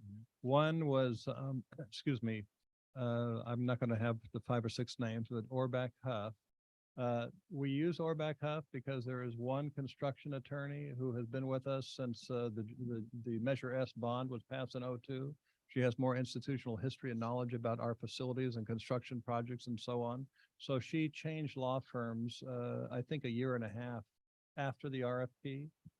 She went back to a firm that she had worked with and helped found 40 years earlier, 30 years earlier. So we brought a board item forward to the board, explained that, and that was changed. It's explained in the board item here. So that's for Gibbs Giddon. But other than that, it's all the same 5. And then I would just echo what Trustee Mantooth mentioned, that knowing their areas of specialty as they work with the district would be really helpful for myself as a trustee. And if I may, there is some general categorization in each of the board items, but when I do present and the spreadsheet that I'll bring forward and, provide to the board, it will show how much money was spent on the particular category for that particular firm. So it'll be very clear with what that is. Yes. Trustee Torres? And this is probably for you. And so I don't know, but for myself, one of the things that allows me to just have questions is because who worked with us in a specific area. There was a different council working with us on something today, for example. And so I was surprised because I remember in 2020, we were very specific and clear into who we were bringing as council to work with us on specific areas. And so I've had an experience, all of us, that there's a council working with us that I remember was very curious that we said, this is what we like this council to work with us on, and this other council will work with us on these other areas. And so I've seen some inconsistency with it, and I'm not sure how that's decided. And that's why I said you, because I don't want to say it's maybe Dave. It could be, but I wasn't sure who makes that decision because I step into meetings and then there's certain council there that's going to lead us into a process that I was completely unaware that this was the council. So I'd like to be involved in the process as a trustee as well in deciding who do you think would be the best. We're going to have some changes from what we knew before, because I think that's important as a voice of every single trustee that was elected to be able to be part of that dialogue, at least for myself as a council, to decide on who's going to represent us on certain matters. So I wasn't sure if it was you, if it was staff, but I'm as the chair, I'm going to direct it to you. Well, I'll answer it this way. When we do select firms, there is the firm identifies who will be who our point of contact, or is there, what's the term of art? Well, if I may, I'll be reticent in disclosing a lot of information, but I will say that I assume I know what you're talking about, what you're referencing. And I have provided information about that before, but I provide a lot of information sometimes. We use we're under contract with 5 law firms. There are other law firms that get involved when preparing for trial because it's through the Statewide Association of Community Colleges, which is a joint powers authority that this district and most college districts are a part of. And so when insurance companies get involved in potential payouts, the insurance companies want to make sure that their trial attorneys, the one that they use and so on, are involved. And so sometimes there's a change. I think that's what you're referring to, but I'll be happy to provide documentation because other than that issue, we just use the 5 law firms that are on contract, and they're different attorneys within those firms. Doing certain work, and I enjoyed working with that firm. And so now there's a different firm that's helping us with this process. And maybe I made Yeah, a I assumption think that I so. shouldn't have made. So, So and we can address that as a separate I item from the item, apologize. from the item in front of us. Okay. So we have a motion on the floor, and student trustee, you're jumping in with both feet here. So how do you vote? And I don't know if they mentioned this to you on boarding, but I'm calling on you first because you're an advisory vote, and so that's why you're on point. So to approve these 1-year contract extensions for these 5 law firms, how do you vote? Yes. Thank you. Board, all in favor? Aye. Opposed? Okay, carries. thank you. Thank you. That brings us then, everyone good? Keep going? Thank you. Board policies 1301, action to approve board policy 2015, student member. Trustee Lichtel. I move that we approve board policy 2015 student member as provided. Thank you. Is there a second? I'll second that. Thank you. Are there any questions or discussion? Trustee Lichtel, are you okay? If there are none, student trustee, how do you vote? Thank you. Board, all in favor? Aye. Opposed? None? Thank you. 1302, action to approve board policy 6560, sustainability.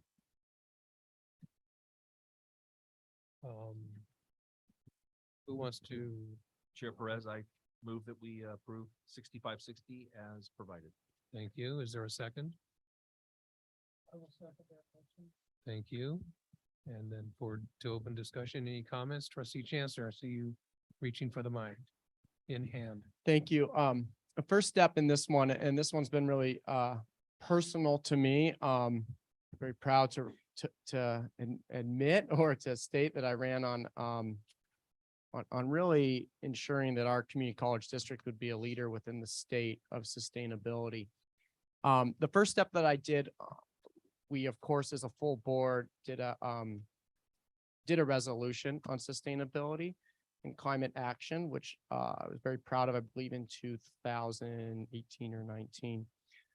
The second step in this process of looking at this board policy, what I did was I compared to what we had and to what the new board policy, and our new board policy, to me, and it's a question I would ask staff or the board, is it feels like a step backwards. It's watered down a lot of the language, the minimal language we had in regards to pollution, waste. There's a language into energy efficiency. It's all stripped away. The key word now in our new policy is, I'll read the sentence. It said, the district is committed to creating an atmosphere where students, faculty, and staff can develop an awareness of environmental issues. I believe we are way beyond awareness of environmental issues. It's time to implement things for our environmental issues. This board policy does not do that. To me, it's a huge step backwards and actually goes against the current sustainability resolution that this board passed unanimously in 2018. So I'm really disappointed with this board policy. And when I read it, there's some future language that the district through an AP will develop some language. But when we met as a past committee 2 months ago, I brought numerous community college district board policies on sustainability to the district that were very robust and very strong and had some goals and had language of what we were going to do and the belief of a community college district and different community colleges. This board policy does not have it. So I am, as strongly as I could be against the board policy, I am against this board policy and extremely frustrated. Chair Perez, Trustee Little. I just want to acknowledge that Trustee Chancellor did bring policies forward that were reviewed during a past committee meeting. And as I recall, the decision that was made was that we have a sustainability program within the district, and that what was missing was accountability, and that accountability would be built in, and correct me if I'm wrong, the accountability would be built in to the policy through annual or more often reports from the chancellor as well as staff related to how well each of the colleges and other facilities are implementing the sustainability plan that the district has in place, as opposed to, because we did review some that we felt were extremely prescriptive and would require either updating on a regular basis or would be overly cumbersome for staff. And so that's my recollection, Mr. Chancellor. So I'm not sure if you want to speak to that. I would just add that the district invested a lot of money and time in 2016 with sustainability reports at the 3 colleges. And that's completely lost. And mind you, that those are almost 10 years old and completely outdated, but they're great. The language and the ideas are there. The concepts are there. The plans are there. And this board policy completely ignores that. So there's not even a connection to what we approved in 2006, or this district approved and said they're going to do in 2016. So, I'm really frustrated with this board policy. Trustee Torres.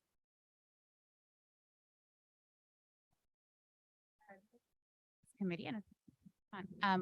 We anticipated, we looked at it, and we did realize that it was small, and we didn't know if it covered everything. So what was, and I remember, and the chancellor is here, it was recommended to bring it to the entire board and to have a full-on discussion at the board level.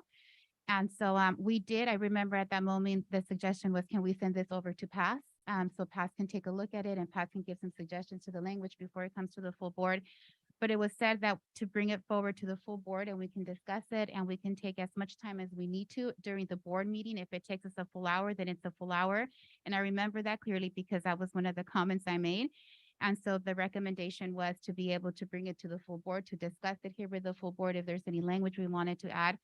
And at the same time, and so that's why it came forward to the board. That is really what from the past committee, because we from the administrative services, because we knew that you have done, Trustee Chancellor has done extensive research in looking at different colleges that I haven't done. And I said, I haven't done the work to be able to really look at it. And so originally we had to, perhaps that can be one way to be able to send it forward. Because there is a lot of pieces that are missing and we want to be able to strengthen it. And we want to have a board policy that we have all 5 of us really feeling comfortable with. And so I don't know, maybe for the chancellor to be able to give us some direction of what we can do. I definitely want to support a policy that all 5 of us say, okay, the language is there, what's needed. Does this need to be approved by a certain time? Is there time? I'm trying to see what we can do to address some of the concerns Trustee Chancellor has. Maybe there's some recommendations for the language. So, and it comes back to us and we're able to approve a fully supported policy. That's really my goal. Chair Perez. Trustee Mantu. First of all, I want to be sure everyone understands that I share Trustee Chancellor's commitment to sustainability and what's happening with our planet and our role that we need to play in that. And I'm seeing this as a 2-component issue. Policies by their nature, a lot of times are fairly broad and statements of intent, but the how-to and the detail and the directive part of that can be contained in a very specific and detailed administrative regulation. And I, for one, not seeing any of that in the policy, would expect a very detailed and specific administrative regulation that we would get reportage on. It says periodically here, would be annually or more often at the board's discretion. Before I hear from you again, Trustee Chancellor, let me respond to Trustee Torres's question to the Chancellor, I think, recalling that committee meeting and then any suggestions you may have. And I'm not looking to you for direction. I'm looking to you for any possible what ifs or recommendations. But this is a board policy. Thank you. Yeah, I watching this go through the process, I want to be recognize the governance process and the review that went through to creating this policy. I did go through the over here, the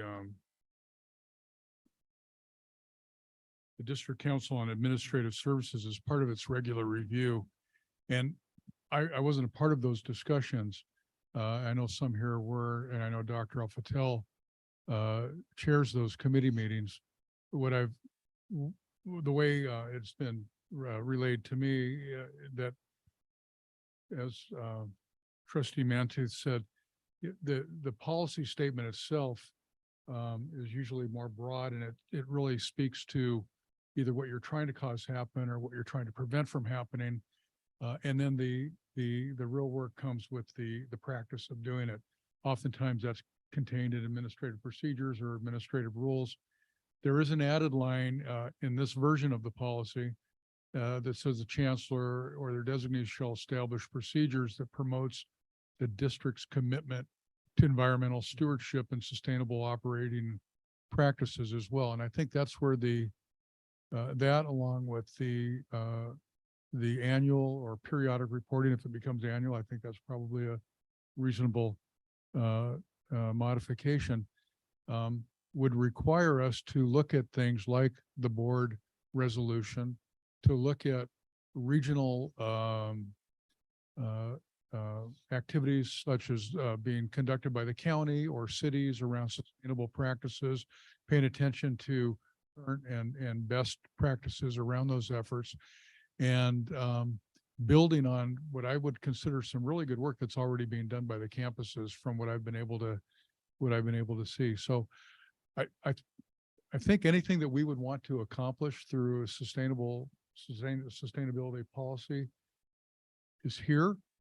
It may not be perfect. I think the proof is going to be what actually happens with that. And that's where you would hold me accountable for that work. Trustee Chancellor, then you. I just want to respond. I guess I'm unclear because I get the logic behind the idea that board policy shouldn't be prescriptive, but a lot of times they are very detailed. And even tonight, when we just passed board policy 2015 on student member, it's extremely detailed of what a student member can do. And we pass a lot of board policies that are very detailed in a sense. And yes, some that are generally vague, and the AP is then more detailed.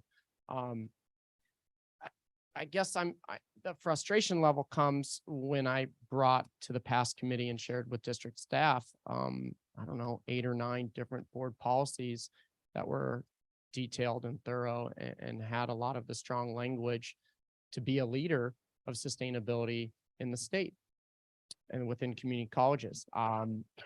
And I think there's a lot of good work happening at the county in different cities, but we can also be a leader within our organization of what we do internally. And I think a perfect example is, the city of Ventura, I don't know, 3-4 years ago decided to ban styrofoam, right?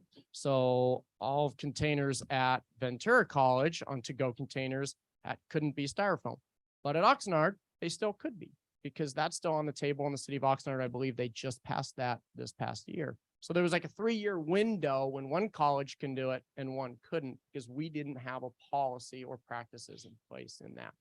So I think the language can be stronger. Other community colleges do it. And so that's just my response. Trustee Torres. And we can work on that right now. I know that the board policy goes through the participatory governance process, and so we're able to get input from our colleges and give us recommendations. But then the board policy becomes on something that we take those perspectives into consideration. And I learned actually at the presentation from Oxnard College that was really good on Title V was really we get those perspectives, but on board policy, we decide how do we want to approve it. And if it's something that's presented to us, I know from being in the past committee at the beginning, the Senates were really good about providing that support and that guidance. And I remember sitting in past committee before, and the Senate's actually being able to give additional just information. And I'm really confident because this is the first time perhaps that they're listening to feedback. And that's something we talked about of when policies come over to us. They can give good perspectives of how to add some of that additional language, because you're right, there's some that are more detailed than others. And I really am looking forward to really all of our board policies being that we agreed upon. I really don't want one of our board policies to be 3.2 or 4.1, because it's our board policy. And I think if it doesn't hurt, can we send this back? Where would it go? Where is there an opportunity to work on this? It can be here. I don't know. But that's really what I would like to be able, because this is something really important. And I would really like to capture some of the things our colleges are already doing. And it could be something that's just added to this policy. And, I look to the chancellor at times because I know your staff is really great at being able to support with some of the language in our policies. So this is where I look really to the board and just giving this some time to really just have it be inclusive of how everybody feels it should look like. So I don't know how the board feels. I'm not ready to support this because I would like additional language to be included in this that addresses the points that Trustee Chancellor was mentioning. And I know in the past we've had first reads, we've had second reads, and sometimes we've sent it forward to a committee and a committee works. And I remember in our Administrative Services Committee, we asked, could this have gone to the past committee? Because there's where we have, you know, additional, maybe there's a trustee that can give additional perspective and have it work through that committee. And the response was, this is more appropriate for the Administrative Services Committee for it to continue the work. So since we were not going to send it to the past, it was then recommended, let's bring it here and we'll dive the work here with the full board present. And so if it's here where we need to do the work, then I'd like to be able to bring this forward maybe at our next meeting, and that we can bring it, we can bring additional language, and maybe Trustee Chancellor has additional things that can be added or recommended, as well as perhaps the staff. And I don't know how that would look like, but I'm trying to come to a place where we come together on one of our policies, and maybe the rest of you can help me to see how that would work, but that's my intent. Chair Perez. Trustee Lichtel. Yeah, just from my standpoint, the board policy is really intended for the board to tell the administration and the staff, you know, what we expect, and the how is left to the staff. And so, you know, part of our setting a vision for sustainability goes through this policy. But I think the specifics are either left to the administrative policy through the staff recommendation. And so I was pleased with the direction that we took at the past committee, because I felt that it did not provide a lot of prescriptive language, which I don't believe is necessary or appropriate in this case, because we do have a plan in place that we are expecting the staff to implement, and that's a sustainability plan. And so again, we decided that what we needed was teeth or accountability for that. And so what I would like to do is amend my motion to say that we pass the policy, but add language that requires the chancellor to report back annually to the board, specifically on movement or progress that we're making on that sustainability plan. So I would amend my motion to speak that. So I'm looking at the red line version of the policy, and that line that says the chancellor will periodically report to the board. Could that simply be changed? Will annually report? Okay. Yes, okay. And it has been seconded. Chair. Trustee Chancellor. I just have a question on that motion. It's referenced that the sustainability plan. What plan is that? Where are you reading? I'm not looking at. Yeah, I'm just curious. Again, the discussion that we had at the past committee is that we do have a sustainability plan within the district for each individual college. Is that not accurate? Well, we do, but as trustee chancellor, they need to be updated. I think it's reports. They're So reports, they're not plans. That's reports. why I bring that. But yeah, Okay, thank reports. you So for that. we might report that the plans are updated. There's a lot of things that can be reported on. But they're just ideas. They're not, by no means are they stating what we're currently doing. Chancellor. I think if you were to ask the colleges what they have, they would tell you they have sustainability plans. And didn't we receive reports recently stating what all the work you've done and all the achievements you've made in sustainability measures? So it's there. And Chancellor. And so when I was speaking about the annual report, it was the annual reporting on those campus efforts as well as the district efforts on sustainability with the intent of what this policy is trying to cause to happen. That's the reference I was making. So I apologize for the wrong nomenclature there. No. No, that's okay. It's important to be specific and accurate. Chair. Yes. The reason why I bring that up is there's a number of examples of practices that are not in those plans, and that the resolution that we passed is, take, for example, single-use plastics, right? As of now, if we're at our food pantries or we're at an enrollment, event, there's nothing in place in those plans or in our practice to prevent us from handing out single-use plastic squishy balls that students will get and say Ventura or Moore Park College, and they'll end up in the trash. Or perhaps they'll be on a shelf for a while. Or we're gonna hand out items, we'll put it in a plastic bag.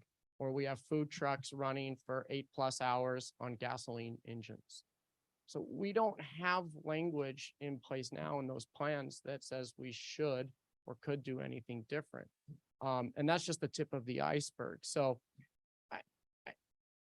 I would feel a lot more comfortable with this current language if we had some drafts of AP language to go with it. So at least we would have some sort of idea of what we're directing staff to develop, but we don't. So, yeah, I'm not going to repeat myself in any, but I just want to clarify that to the full board. Okay, thank you. Anything else?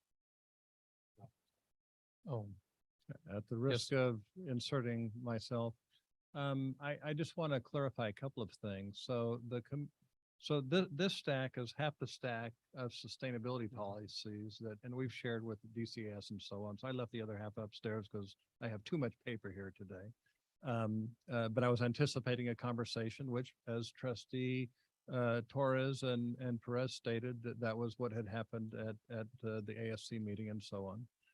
I will say that the DCAS that put this together, it was with the interest of having a broad policy statement and that the details would be worked out in administrative procedure, as has been stated here.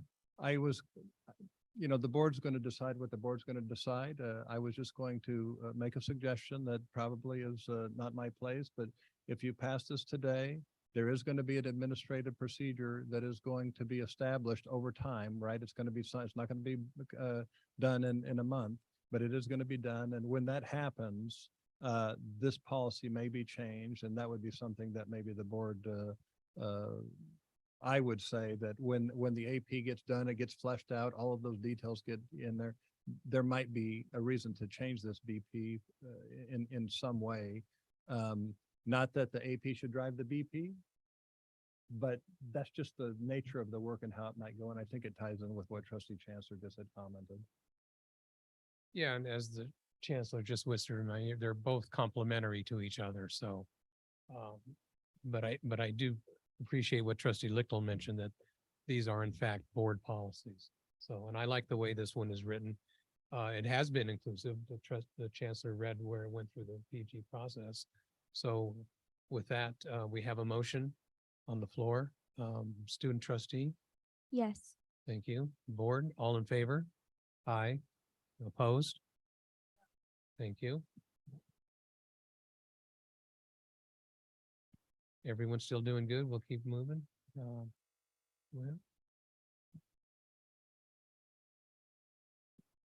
14 is moved. 1501.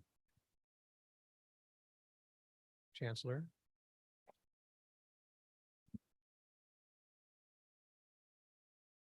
Yep.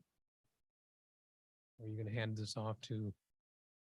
I'll just make a intro comment that we held board workshop a week ago, a little over a week ago, and took the board through all of the version or the information about the tentative budget and the development process. So it's here tonight for your approval. We do need, in order to operate after June 30th, we'll need to, we'll have approved a tentative budget before June 30th. With that, I'll turn it over to Dr. Al-Fattel. I just would add Trustee Chancellor had asked for a total on the fund balances. And if you happen to look at page 45 of 88 or page 491 of 704, you'll see that that has been inserted already in the tentative budget. And then also, just as a reminder, there's another document here that we presented to the board several times. It's a comparative district reserve analysis. It's on page 591 of 704. And it just shows that it shows when you look at the total reserve dollars, we did an analysis. We presented it in March 23rd of 21, August 29 of 22, and then today. We will conduct a new analysis, an updated analysis for the adoption budget. But this particular analysis, if you look at the rightmost column, the total reserve, VCCD is right smack dab in the middle. a little less than center on the total reserve dollars available. When you look at all of the different funds, because we have Fund 113 and 114, other districts don't. Their funds are, identified in different ways.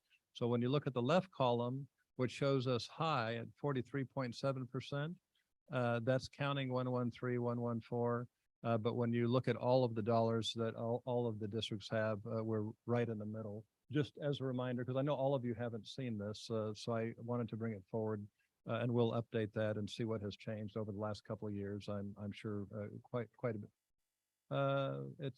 It's an attachment, 591 of the board book, and there's dates on the bottom of when they were presented to the board, at a meeting. Other than that, we make updates, often. We hear the conversations from the board. There have been several updates to our adoption budget that are included, including the 113 charts and graphs and 114 and overtime. We're working on another comment that came out of the budget study session is capital outlay. And to identify some funding sources for what those capital outlay projects are. So we'll be bringing that forward to in some fashion for the adoption budget. But other than that, those are my comments. We'll be happy to answer any questions that you might have, but we're recommending approval. Trustee Matu. Just to move us on to discussion, I will move approval.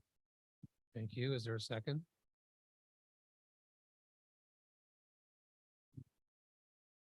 I'll second. Thank you. Trustee Matu, did you want to lead discussion or just to prompt discussion if anyone has any questions or comments?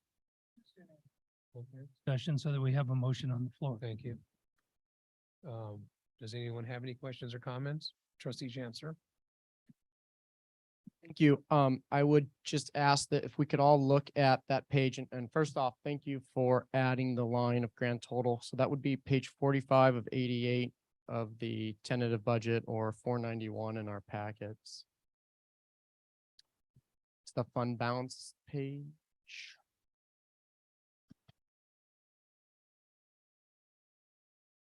So Trying to find it online here. What page of the budget did you say? 45. Thank you. On the presentation. Or 491 in the budget book. So Yeah. I've got the no, it's not in the presentation. It's in the adoption budget. It's not the presentation.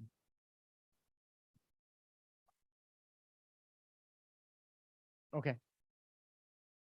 Okay, so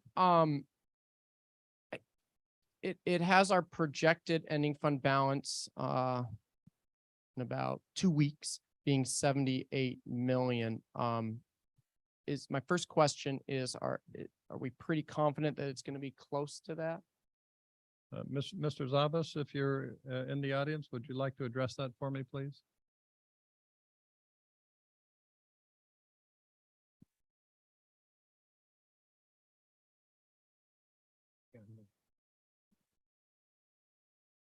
Good evening. So that is our best estimate based on what was put into the budget by each campus for 113 and 114. In terms of what they believe will be carrying forward, as well as what we know from the state in terms of a deficit factor and everything like that. So it's our best estimate as of a week or two, a few weeks ago. Okay. Obviously things change throughout June, but that is our best guess as of a couple weeks ago. Okay. And then it's kind of the same question, but for our projection for the 2024, so June 30th, 2024, we have a projected ending fund balance of $67 million. Correct.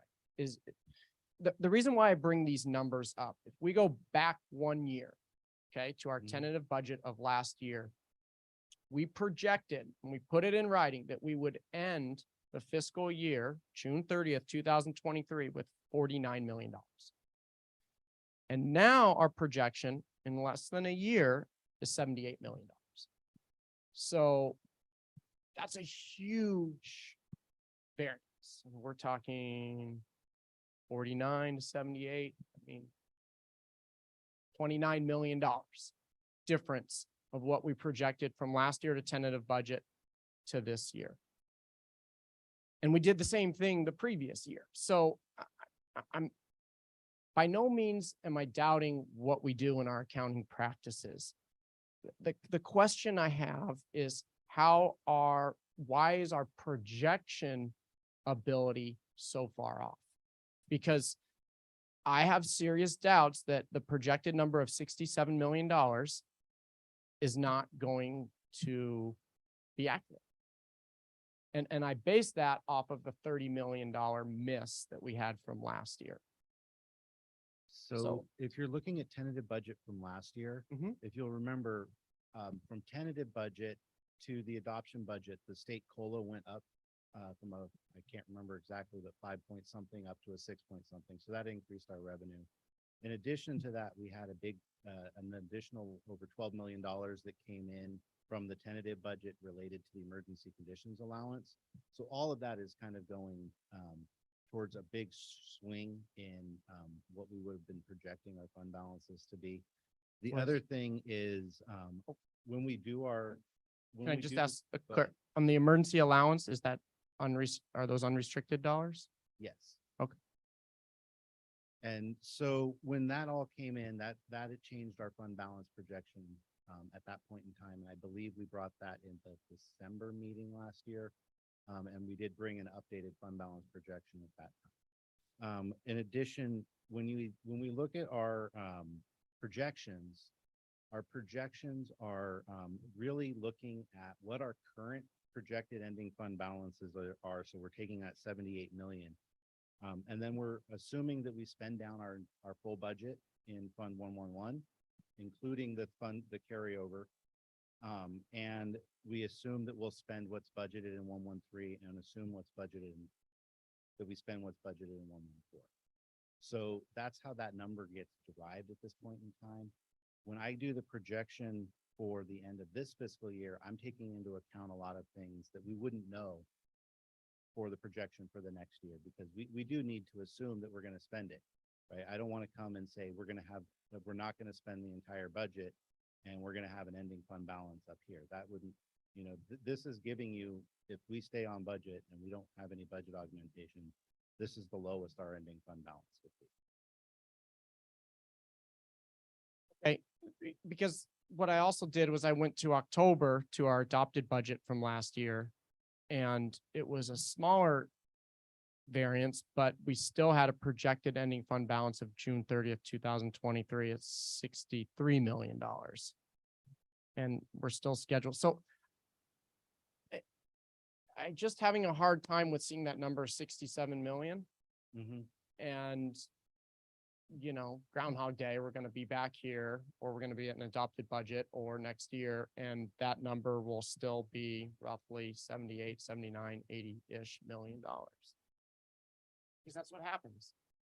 And it's hard because we're making financial decisions as a board and as a district based on that our ending fund balance or a projection is going to be lower than it really is.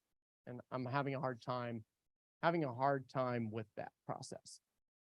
So that's number one concern on our transparency.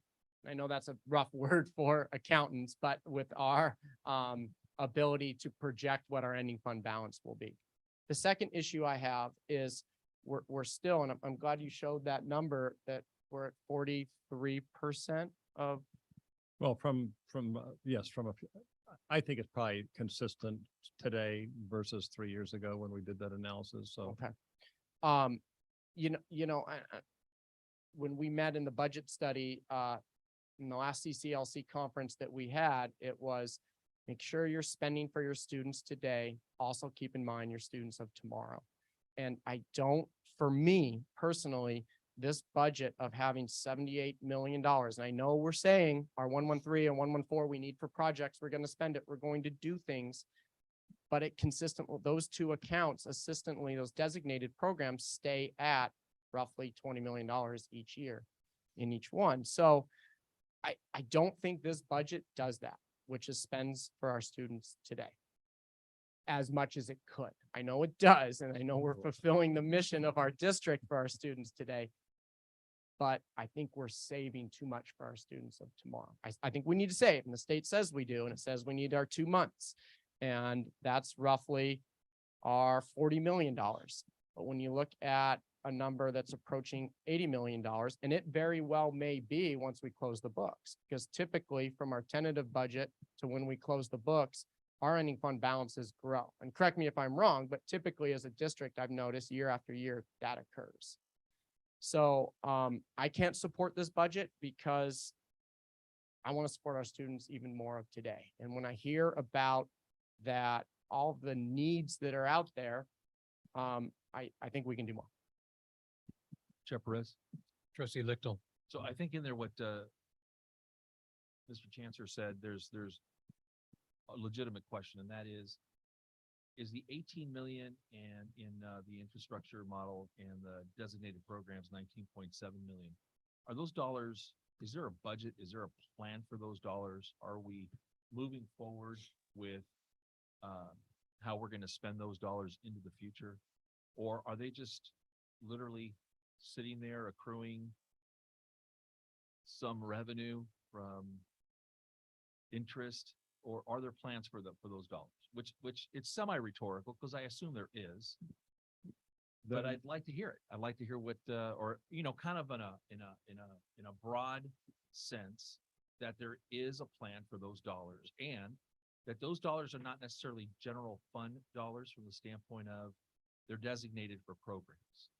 So are those two statements nearly accurate, somewhat? Yes. Chancellor. So I really do appreciate that question, Trustee Lichtel. And I really do think that we got at that question at the budget study session when we started going through the reserve accounts on the capital side and then the 400 and looking at the timing of projects, either the delay in supply chain or the funding source deferring to a desirable funding source, say federal dollars versus state dollars. But as far as I have seen, all of these monies have a pathway that's connected to projects, very real projects. What came out of that study session, if you recall, was the idea and the discussion, and we've tasked the 3 vice presidents and Dr. Al-Fattel and his staff to try to not try, but to create as easy to understand as possible how all of those components come together for these monies and the pathways that they're on, with the description of the projects and the narrative around those projects in them. But to answer your question, the short answer is yes. Yeah, and so the more direct question would be, then these dollars are all allocated, or there's plans to spend the 37 or so million dollars that are sitting in those two funds. So in that case, the way I see it, our real reserve for the Ventura County Community College District is $40 million, which is Fund 111, which based on historical numbers on how we spend based on personnel and things that we have to buy on a month-to-month basis, we spend approximately $20 million a month for the operations of the district. And so I know that there was a goal to have 2 months worth of in reserve to cover us in case of an issue, and this accomplishes that. I said earlier, I think it was in November or December during my first meeting, that I was kind of surprised that we only had 2 months in reserve. I would feel more comfortable with 3 to 4 months in reserve because coming from the K-12 system where things are very volatile, I think back to 2008. And in addition to that, I come from a world where you either use your dollars in that day, in that year, or you lose those dollars. And so we were constantly spending. I appreciate the fact that we have long-term plans for our colleges and for our district that are outlined, and we've budgeted $37 million to address those issues, not only today, but tomorrow. Like Trustee Chancellor said, we're thinking about today's students and we're thinking about future students. I'm still a little uncomfortable with only 2 months in reserve, but based on Dr. Al-Fattel's recommendation, that's what he thinks is sufficient. I'm happy to support that. So part of my question was definitely rhetorical because, as you said, we did have this discussion, and I want to thank you, James, and obviously Dr. Al-Fattel for a really great presentation last week that I thought was very informative. I asked the majority, if not all of my questions during that time. And so I feel very satisfied with the budget. And I appreciate the fact that Dr. Alfatel, you were responsive to one of our board members in requesting a general fund unrestricted line that totals up all those funds. So once again, I'm prepared to support the budget moving forward. And again, thank you to staff. Thank you. Trustee Torres. Remember, in our study session, I did ask, what those plans were, because I said, I'm sure the colleges have plans already of how they're going to be spending the money that can be included in the tentative budget. I said, that'll be really helpful because I know it always comes up, like, at least for the last 5 years that I've been on the board. And so I remember mentioning, if you can include that, the colleges, because I know that at the time, I think John spoke verbally regarding what Moore Park College, which was helpful, and that's what steered the conversation. And then we said it'd be great if the colleges, if you can just include it on the tentative budget so we're able to see it, because I think what happens is all we see is just the amount, and then it's always nice to see the narrative. So it comes along with it. So if there's any questions, this is where it's going to be projected. And so I was looking forward to seeing it, because I know that was one of the pieces that we said, if you could include that in addition to the item that was added on, I believe, on page 45. So are those available that they would be able to send to us through an email?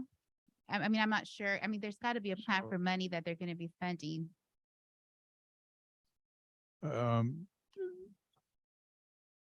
Trustee Torres, so what, and I'm relatively new to the district, but not necessarily to the budget development process, although this is a little different than some of my past experience. And I think I said this last week as well, that I had a bit of an aha moment, as well as I looked at the different, as we went through the budget, and there were different places where capital showed up. And it's complicated and it can be confusing, especially if you have one project that's over in one area, and then based on circumstances and opportunity, it moves over to another funding source with another, and it was over here, now it's over here. And that's opportunity that we're taking advantage of. And so creating some way for you to have a better sense of what that looks like is what we're generally trying to do. It's going to take time over the summer for these folks to work on that. And I've talked with James a little bit about it, certainly talked with Dr. Alfatel, trying to really have this come to the board in a way that it's something the board can digest and understand and then appreciate in terms of how it relates to the overall budget. So it is going to be coming to you. It's going to take a little bit of time. The commitment we've made is to have that before adoption budget. And just And as yes, a- it can go to you in advance. As a reminder, Fund 113 and 114, there are projects outlined in the PowerPoint presentation, and that's been happening in the budgets and the ending fund balance in those funds, et cetera. So that's, we introduced that a few years ago. Trustee Torres. The details, because I just see like the name. And so I see the name, but there's value in understanding, because there's a significant amount of money. So that's just helpful. So I appreciate that there's the initiative to be able to put something together, because I know for myself, for the adopted budget, that would be something that would be very helpful for me, especially because it's something, the discussion has been going on for a long time. So I really appreciate the hard work and the initiative of moving forward and just putting something together. That's really appreciated. Thank you. Okay, so we have a motion on the floor, and this is to approve the tentative budget. And looking forward, we'll be asked to approve an adopted budget in September, I think you said, or October? September, excuse me. Okay, so with that, if there's no further discussion, student trustee. Thank you, board. All in favor? Aye. Opposed? Thank you. Motion carries. That brings us to 1502, action to approve the district's 2025-2029 5-year capital construction plan. Chancellor. Dr. Alfatel. So this comes to you every year, and we utilize a consultant that works with the campuses, and we do a district-wide planning process of what are the priorities, the district-wide priorities, and each campus priorities for facilities. So if you look at the executive summary, I don't have the total, but I think it's about $600 million here. It lists all of our projects, the major projects. That's a requirement at the state level, and they use this information to put together the needs, the facility needs statewide. The community college system, I'll just say, has a very structured approach to this versus the K-12 system. So K-12 continues to try to emulate, but the community colleges have built a good system in doing this process. And so we're just bringing it forward to you. As we do every year, this is our plan for the next 5 years, and we'll give a 5-year plan next year at this time. And Chair Perez, Trustee Lichtel. dare I ask, what fund would these projects? Well, hopefully we can get some state money for some of them, although we have not, been able to do that much for a lot of different reasons, which, I don't have time to get into right now.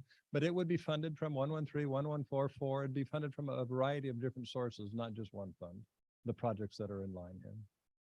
Chancellor. Just to add, as you look at the list, you'll see the district cost column, and that is where those different funds come into play.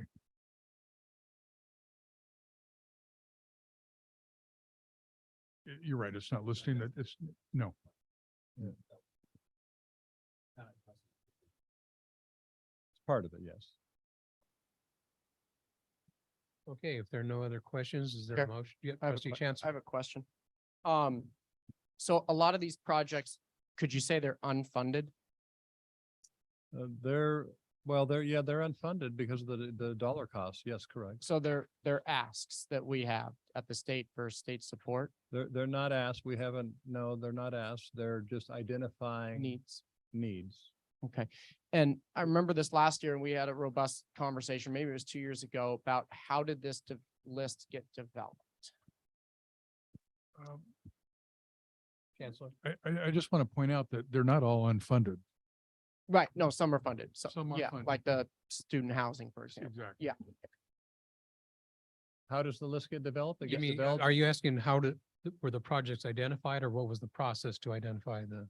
Both. projects? And let me preface the question with, why are some projects, for example, cafeteria or food services at 2 of our colleges not included on here? So something like that. And then connection question, and we just spent a lot of money and a lot of time with new facilities master plans. Was that embraced or included in the development of this list? These are on the facility. Yes, correct. They're on the facility master plan. The food services, we're working on an RFP for that with staff, so that we'll hope to put an RFP out, separate issue in the next few months regarding that. So that's not going to be anywhere near the kind of cost for this, but those types of things wouldn't be included on here probably. Like you wouldn't put a kitchen, if you're going to put a kitchen only because there's already a facility, you wouldn't list that on a facility plan. You just need a kitchen and somebody to run the place for food services, for example. Okay. But is it a fair statement to make that this is what we're telling the state the needs of our district are on facilities? Based on the facility master plans, based on the work that's happening at the campuses, yes. Okay, I guess what committees did this list go through? Because we depend a lot on that and participatory It governance. goes through all the participatory governance committees at the campus. It's campus driven. Okay, did this happen in the last couple months? Normally there's a list of the different committees that it goes through. It happens every year. This process, we have to bring it forward around this time. Sometimes the date changes from the state, but it has happened over the last 4 months, let's say. Okay. And did students have an opportunity to give input on the needs of the 3 colleges of what facilities uses? If students participate in those committees, I would say yes. I did not participate in those committees. And do the students have a place on the? They do. Yes. They do. The answer is yes to that question.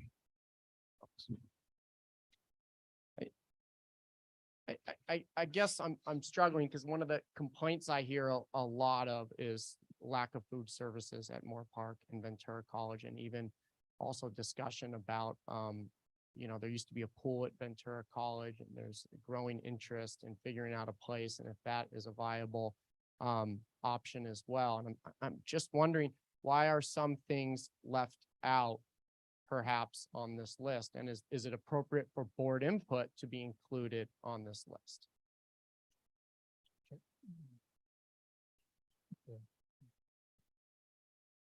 Do the colleges care to respond to it? Julius, you begin for Moore Park.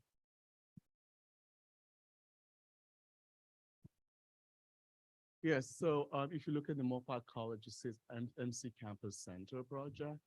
That project includes the renovation of our campus center, which includes our cafeteria area, which would include kitchen and providing food opportunities for our campus community. And so the RFP that Dr. Fatal mentioned would be our opportunity to then operationalize what we see here on this plan. So Moore Park College has included that in that MC Campus Center project. Kathy. And if I could just add, these items are also part of our facility master plan. Our facility master plan has a huge impact on governing these items. And that is through our, goes through our facility oversight group on our campus. But that has student and community input onto what our priorities are on our campus and our needs. So that's why you see these projects here, and how they get prioritized is based on our facility master plan. List at Ventura College, food services? So for us, that would only be, we've been waiting for the RFP, participating in that. We've been working towards that for a while. So for us, that's not necessarily a huge facility project that would be on here because we have a cafeteria. We may have some upgrading to do or some minor remodeling to do, but this is for major remodeling of like the entire building, which is why Moore Parks is included, because the building their cafeteria is in is scheduled for a complete remodel. We would only be updating our area. We're not remodeling the entire building. So we do have a desire for that, but that's why you don't see it on this 5-year capital plan.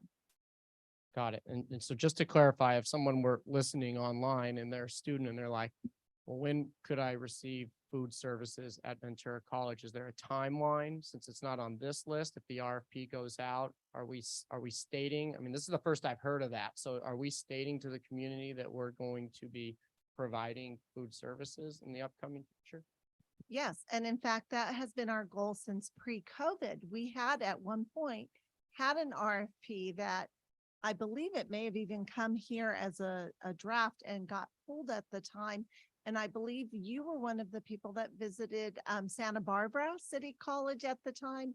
And so since that time, we have had an interest, but then COVID happened, other priorities have happened. And so we are anxious and ready to help the district have an RFP and move forward on this. But Ventura College has been interested in food since I believe you've been on the board and did that visit. Okay.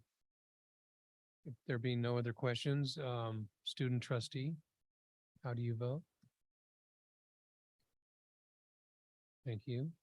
And the board, all in favor? Aye. Opposed? Thank you.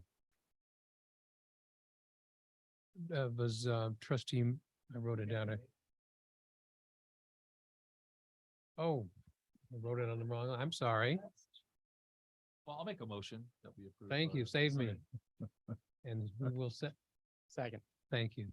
Okay, now, once again, student trustee, Yes. thank you. Board, all in favor? Aye. Aye. Opposed? None? Thank you. Can't read my own writing here. Okay, at this time, 15:03.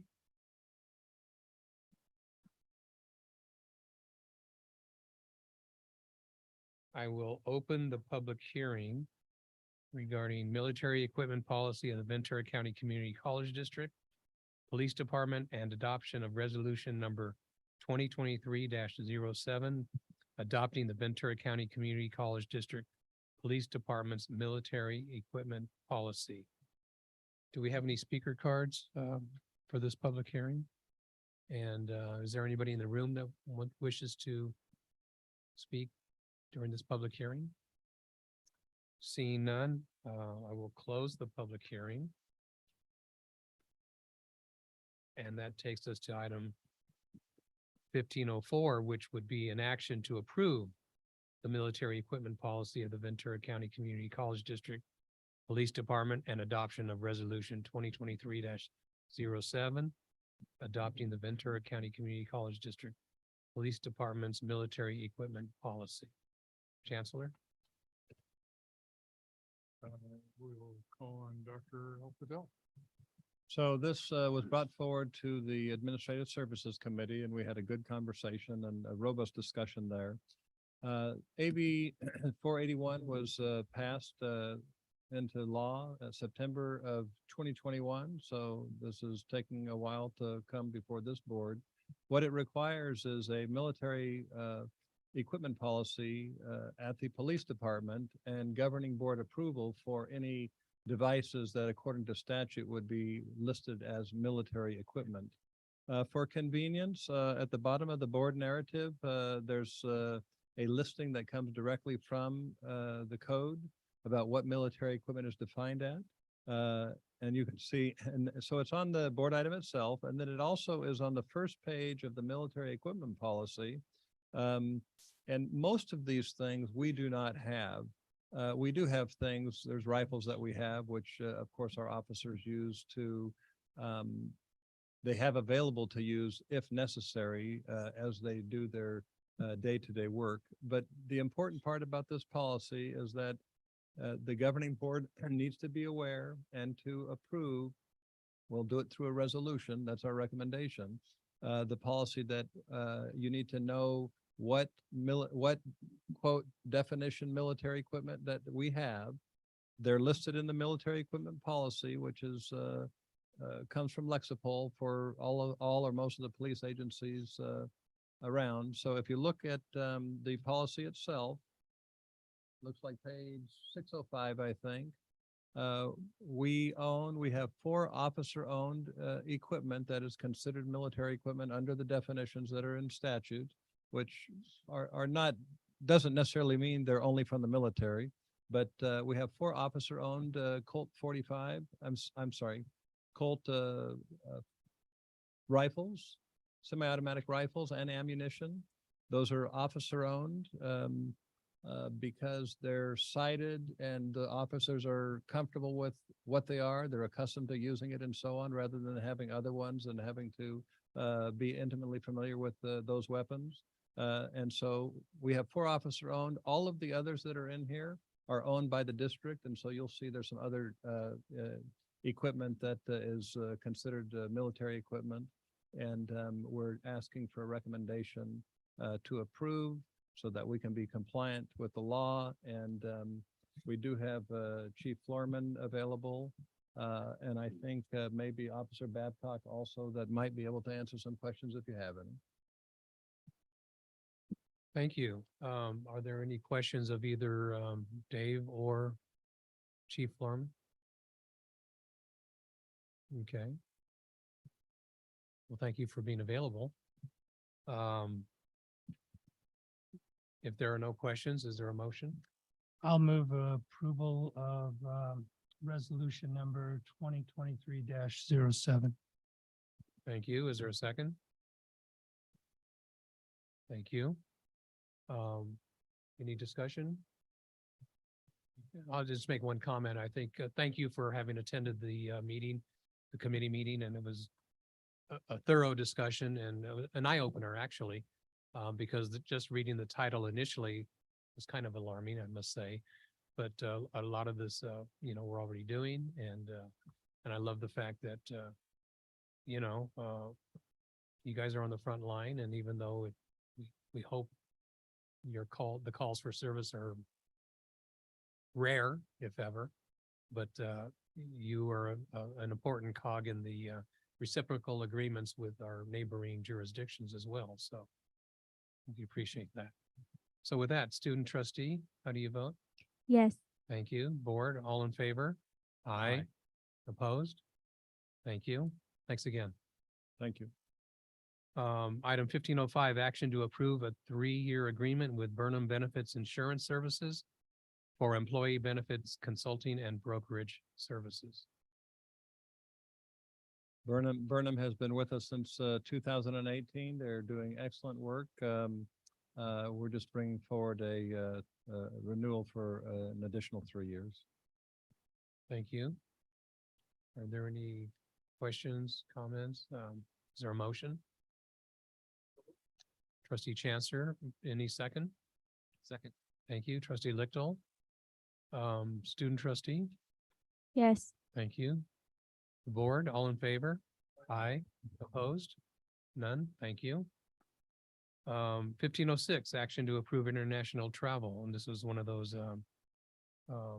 agenda change items. Chair Perez, Trustee Lichtel, I move that we approve 1506 revised action for the international travel for Ventura College faculty member to attend the Hispanic Association of Colleges and Universities. thank you. And thank you, Trustee Mantu. Any questions, comments? We heard some of our Senate reps speak in favor of this. Student trustee, how do you vote? Yes. Thank you. The board, all in favor? Aye. Aye. Opposed? None. Thank you. Item 1601, action to approve resolution of intention to approve a contract between CalPERS and the Ventura County Community College District Safety. Chancellor, you gonna hand this off? You have the item in your packet. This is the next step in the process. This is to the board. This is the resolution that moves it to the next step in the actual process of taking this to ratification. If I guess I would answer any questions the board has. Are there any questions from the board? One, after moving approval, just wanted to confirm that this still requires a vote of the law enforcement officers of the district. That is correct. So, thank you. And is there a second then to that motion? Second. Thank you. All in favor? So I'm sorry, I'm looking right at her. Student trustee, Aye. thank you. Board, all in favor? Aye. Opposed? None? Thank you. All right. Yes. Pardon?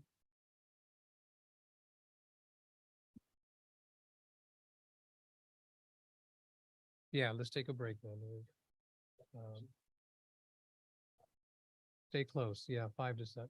Yeah. Around 5 minutes. Thank you.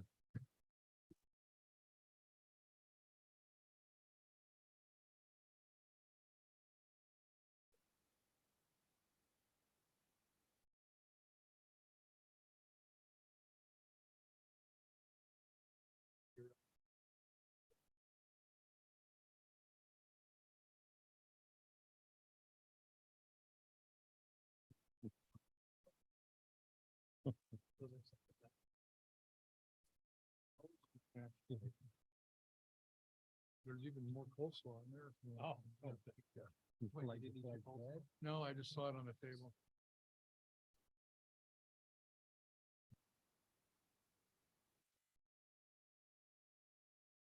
Okay.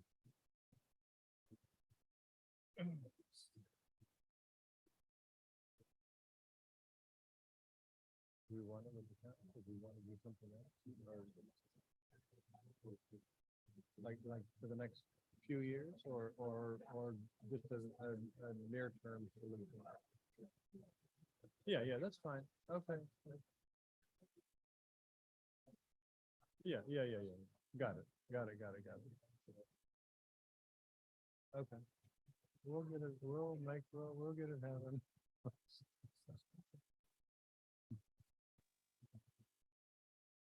Yeah. Okay. We'll make it happen. Yeah, no, it's not, no. I'm in trouble with my. No. My bedtime notification. That comes on my phone.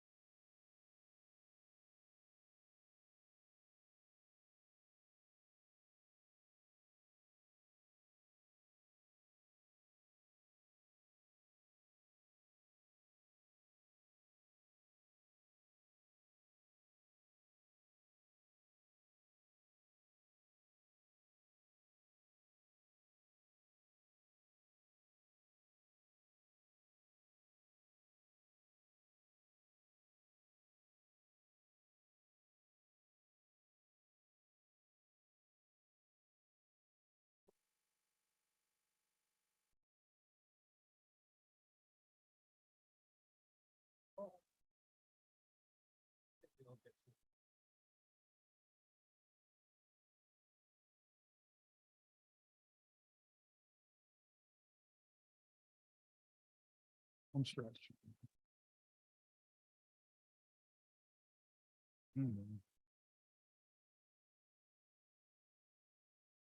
Okay, everyone, if we're ready to reconvene. We're down the home stretch now.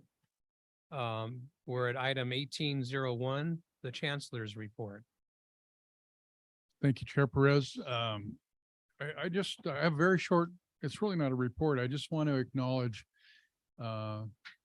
maybe point out for everybody here, this is the last board meeting of my first year with the Ventura County Community College District. And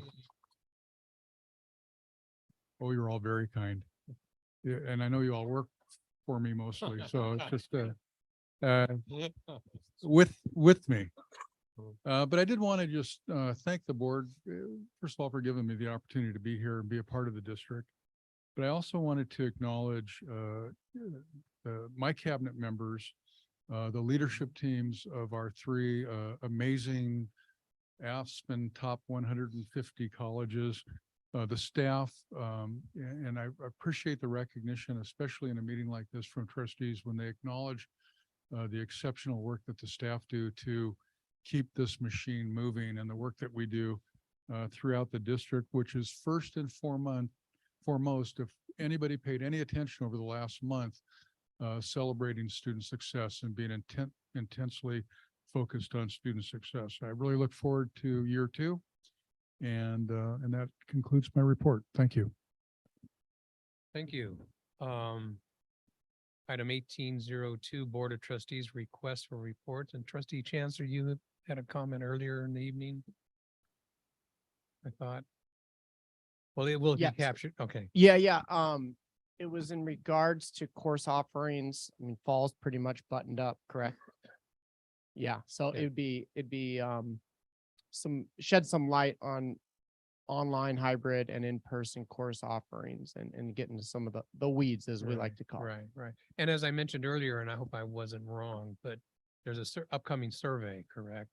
That I think after which that kind of a discussion or report would be helpful and timely. So just trying to give you a frame of reference for expectations. Any other trustees? Okay. Trustee Torres. What I would like to see is there's been reports that have been made from the different trustees, and I'm sure it's capturing the minutes from the different previous board meetings. However, I know we talked about having a calendar that it'll say, okay, what was the request? When was it made? And then when does the district anticipate to be able to give us a report? And that's so we don't lose track.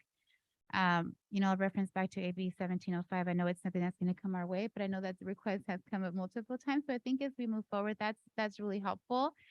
The data also that the past committee has been working on is data that I talked about close to a year ago as well. And so I'm glad that there's something formalized now, but it's definitely a request that was made. And so it gets unintentionally perhaps lost. So I really want to work towards as a board that we have something aligned so that doesn't happen, because there's so many different requests and we agree. And then I look forward to these meetings to see, okay, this is what we talked about. And it helps to prioritize. Okay, this is what you have. Are you still going to want, or do you want to move? There's been times I remember in the past, we had one similar.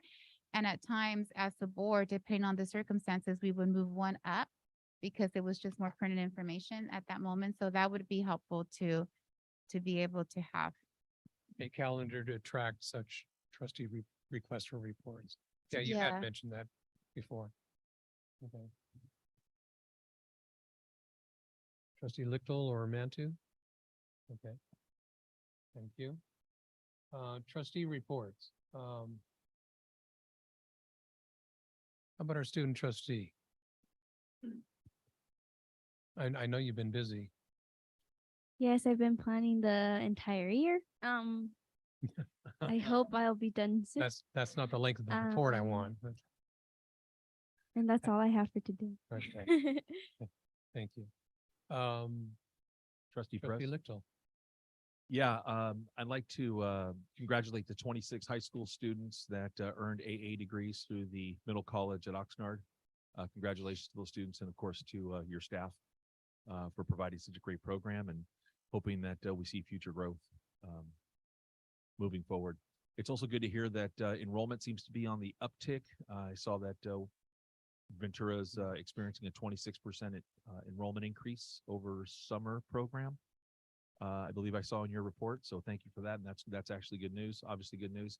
Thank you again to Dr. Herrera for the storyline for strategic plans moving forward. Under the acceptance of gifts, that's item 10.04. I just want to thank the many community members and organizations, and of course our foundations that donate money to our district and specifically to meet the needs of our students. Congratulations to all in developing the bachelor programs at our different colleges, which again, I think is dynamic for our students. I can't think of a better way for many of our students to earn a bachelor's degree than stay right at home, right here in Ventura County, and then hopefully we're preparing them for great jobs right here in Ventura County. And then I also want to mention that tomorrow is June 14th is Flag Day, a day that celebrates the symbolism and history of the American flag.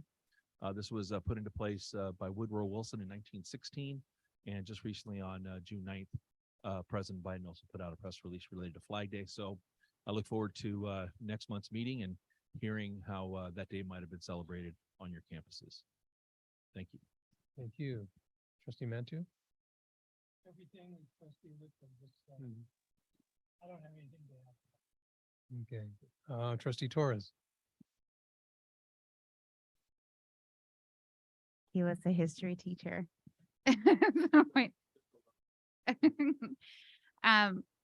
I just enjoyed so much being at the graduations and being able to celebrate with students, with the families, with staff. It was just a wonderful opportunity to just be with them and some of the different events. I enjoyed very much reading the reports from the colleges and the different celebrations and everything they have. I'm definitely looking forward to attending Moore Park College, some of those different activities that you have partner up, like the symphony. I thought that was amazing to be able. I wanted to go to Under the Stars this weekend, but I wasn't able to make it. But I just love the work that's taking place.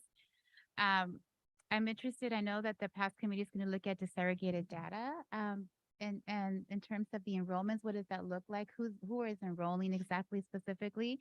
And as those enrollment plans are being made with the data coaches, I'm interested in how are we targeting the students that are not here? So we're looking at disaggregating data with the ones that are here, but there are students that are not here. And so what are we doing to maybe reach out? So I'm curious, I'm interested in seeing that information. I was really happy to be able to hear from everyone on the reports.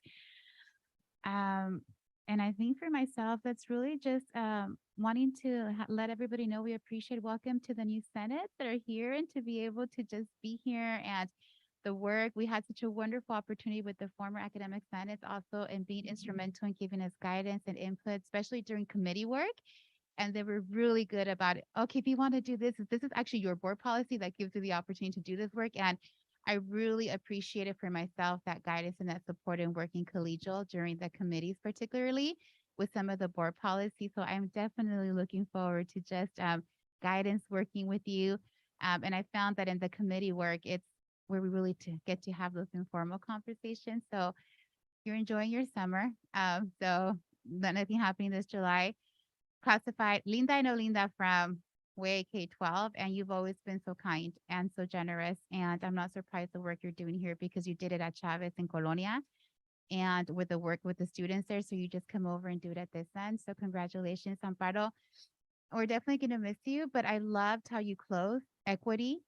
We need to do this work. What does it look like in persistence, resistance? And to me, it just really uplifted my spirit with that social justice and that work and DI. What does it look like? And not to forget it and to speak truth, because this is also where we come together. So I really appreciate it.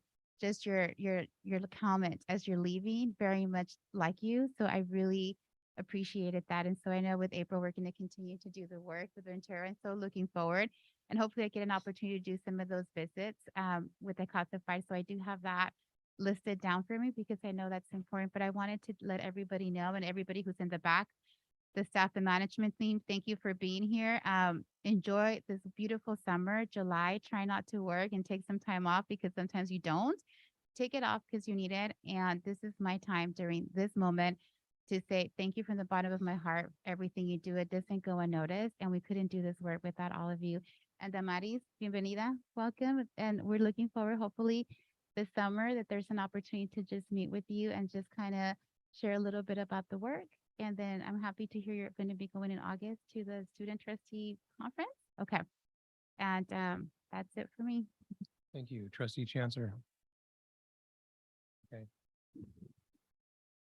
Well, I just want to thank the colleges for all those various invitations to the graduations, but also the graduation related events. And it was quite remarkable just to see the various avenues of student success, you know, whether it was a special program or, I mean, some of the students got what, up to 10 degrees or something like that. Wow. And then, you know, the range of ages of the graduates too. It's always good to see it. It helps.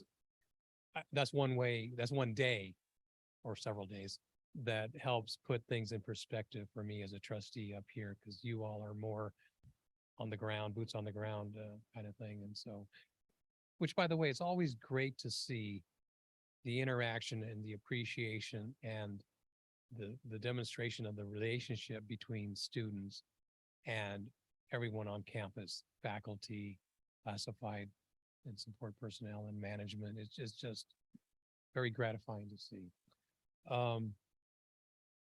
I've been to various other meetings with that hopefully will yield some new benefits to the district and the campuses, and you know, more to be shared later. Just want to thank you all for all the work that you do once again. And pardon my poor eyesight, but I want to go back to the special guests and recognitions agenda item, because we have here with us tonight Connor Kubasi, who was our student trustee back in 2018, 2019 academic year. Stand up, Connor. There he is. So he graduated from Berkeley, right? And he's headed to Harvard. So, and he was a Moore Park College student. So is he part of the Alumni Association? Okay. But also when you, a name to watch when you start identifying alumni of the year.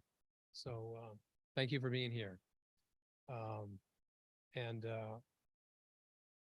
he was a man of few words back then, as he is now, but he was like, and I'm aging myself, like E.F. Hutton, when he spoke, people listened. So anyway, so that's it for my trustee report. Takes us to Board of Trustees meeting evaluation. And was this, were you made aware of this during your onboarding? We'll give you a pass tonight, but we'll make sure we get this document in your hands so you'll know what it is. We offer our individual assessments on these various categories of how the meeting went. So, but you're on notice now. So, Trustee Chancellor, can we begin with you? Thought it was a good meeting. The only struggle I had was on number 5 with decisions. Some of them felt a little rushed, and for me, that was just the personal one, just because you know, 5 years went into something, and it just felt like, well, we need to get this done tonight, even though I think there was some room for some added discussion. So beyond that, I thought everything went quite well. Okay, thank you. Trustee Torres. I think business was addressed.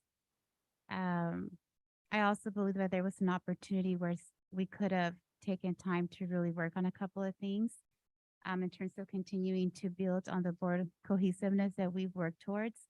I believe that there's also an opportunity to at times allow a trustee to make a comment. And we know as trustees, we're not going to be lengthy on a particular comment, but it allows for the dialogue to take place. Otherwise, if a trustee is closed off, it makes a difference in terms of not being able to engage in the dialogue. So I think that sometimes there is that as we're here at the board meeting, we're able to see, okay, how is this conversation going to unfold? Perhaps allow the trustee to speak. And then at that moment, as you see the trustee expressing themselves, if you feel like, oh, it's maybe going a little bit out of context, it can be, you can stop it, or in this case, whoever's chairing.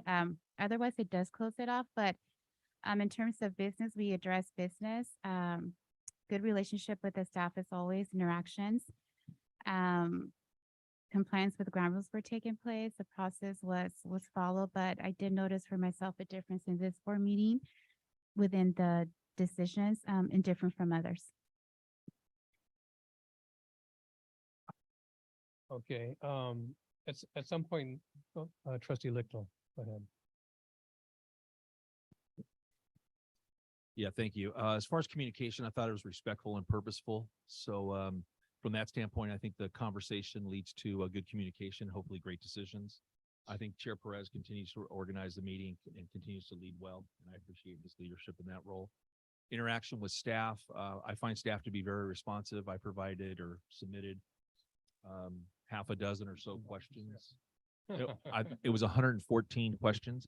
I think it was 8 or so questions that I provided, and I got responses over the weekend. I think I got an email in the afternoon on Sunday clarifying some things. So I do appreciate that responsiveness. I think that's from my standpoint, for my preparation for the meetings, it goes a long way in gaining clarity as I'm coming in. Decisions I thought were collaborative, and even though we didn't agree on all of them, I think we're respectful, and I think that's a really important component. It's interesting because when I was on the campaign trail, one of the things I did was I watched several of our board meetings, this board's meetings, and I do remember watching a meeting related to budget, and it's almost like Groundhog's Day, and that is something that I became accustomed to at the K-12 area system. That sometimes these conversations do recur, and they do require clarification. And I think that's just part of the process as we're all learning and growing and getting better, and hopefully serving the district well. And thank you again, Chair Perez, for conducting a great meeting. Trustee Mantu. 3 comments. As the meeting unfolded tonight, particularly in the early stages, I was struck by how many transitions have been occurring, but how much great work goes along with those transitions and the people that were in those positions, the people that are now in new positions, and the great work that will come. I also would credit you with moving the agenda along with tact and courtesy, as you always do. And I thought there was exceptionally good reportage on issues and activities throughout the district. It takes a lot of time just for everyone to speak, but there's so much to say and there's so much going on, and it's all important. Thank you. Regarding communication, I'm pleased to see the progress of the information as it is being presented to the board. And specifically, in discussing the budget, forming the budget, tentative budget, and then later because over time, Chancellor and your staff, you have responded to questions and comments, and in fact, concerns from the board that have resulted in how the information is formatted and presented to us. And it's an evolving process, so keep it up. Thank you for the comments about meeting management. I appreciate that. It's a delicate balance. But one comment I do want to address is regarding decisions. I want to commend you, Trustee Torres, because earlier in the evening, when I felt that we were getting off track of the agenda item in front of us, and I asked for you to hold your comments later in the evening or under trustee reports or some other appropriate time, it seemed to me that you accepted the chair's decision at that point. And, it could have gotten ugly or not, but that's very helpful in my view of striving toward that board collegiality that you often remark upon. And it's also part of my job as trying to manage the meeting and keep us focused, as I see it, on the business in front of us. So I just want to restate that, and that's where I'm coming from. It's never my intent to cut off full, thorough discussion on the part of anyone on this board. And so I hope you all will recognize that and accept that. So with that, takes us to future board items. Does anybody have, or we have the calendar? And our next meeting is planned for Somebody mentioned the date earlier, July 11th. Yes, Tuesday. Yeah. Okay, if there are no other comments regarding this agenda item, oh my goodness, hold on.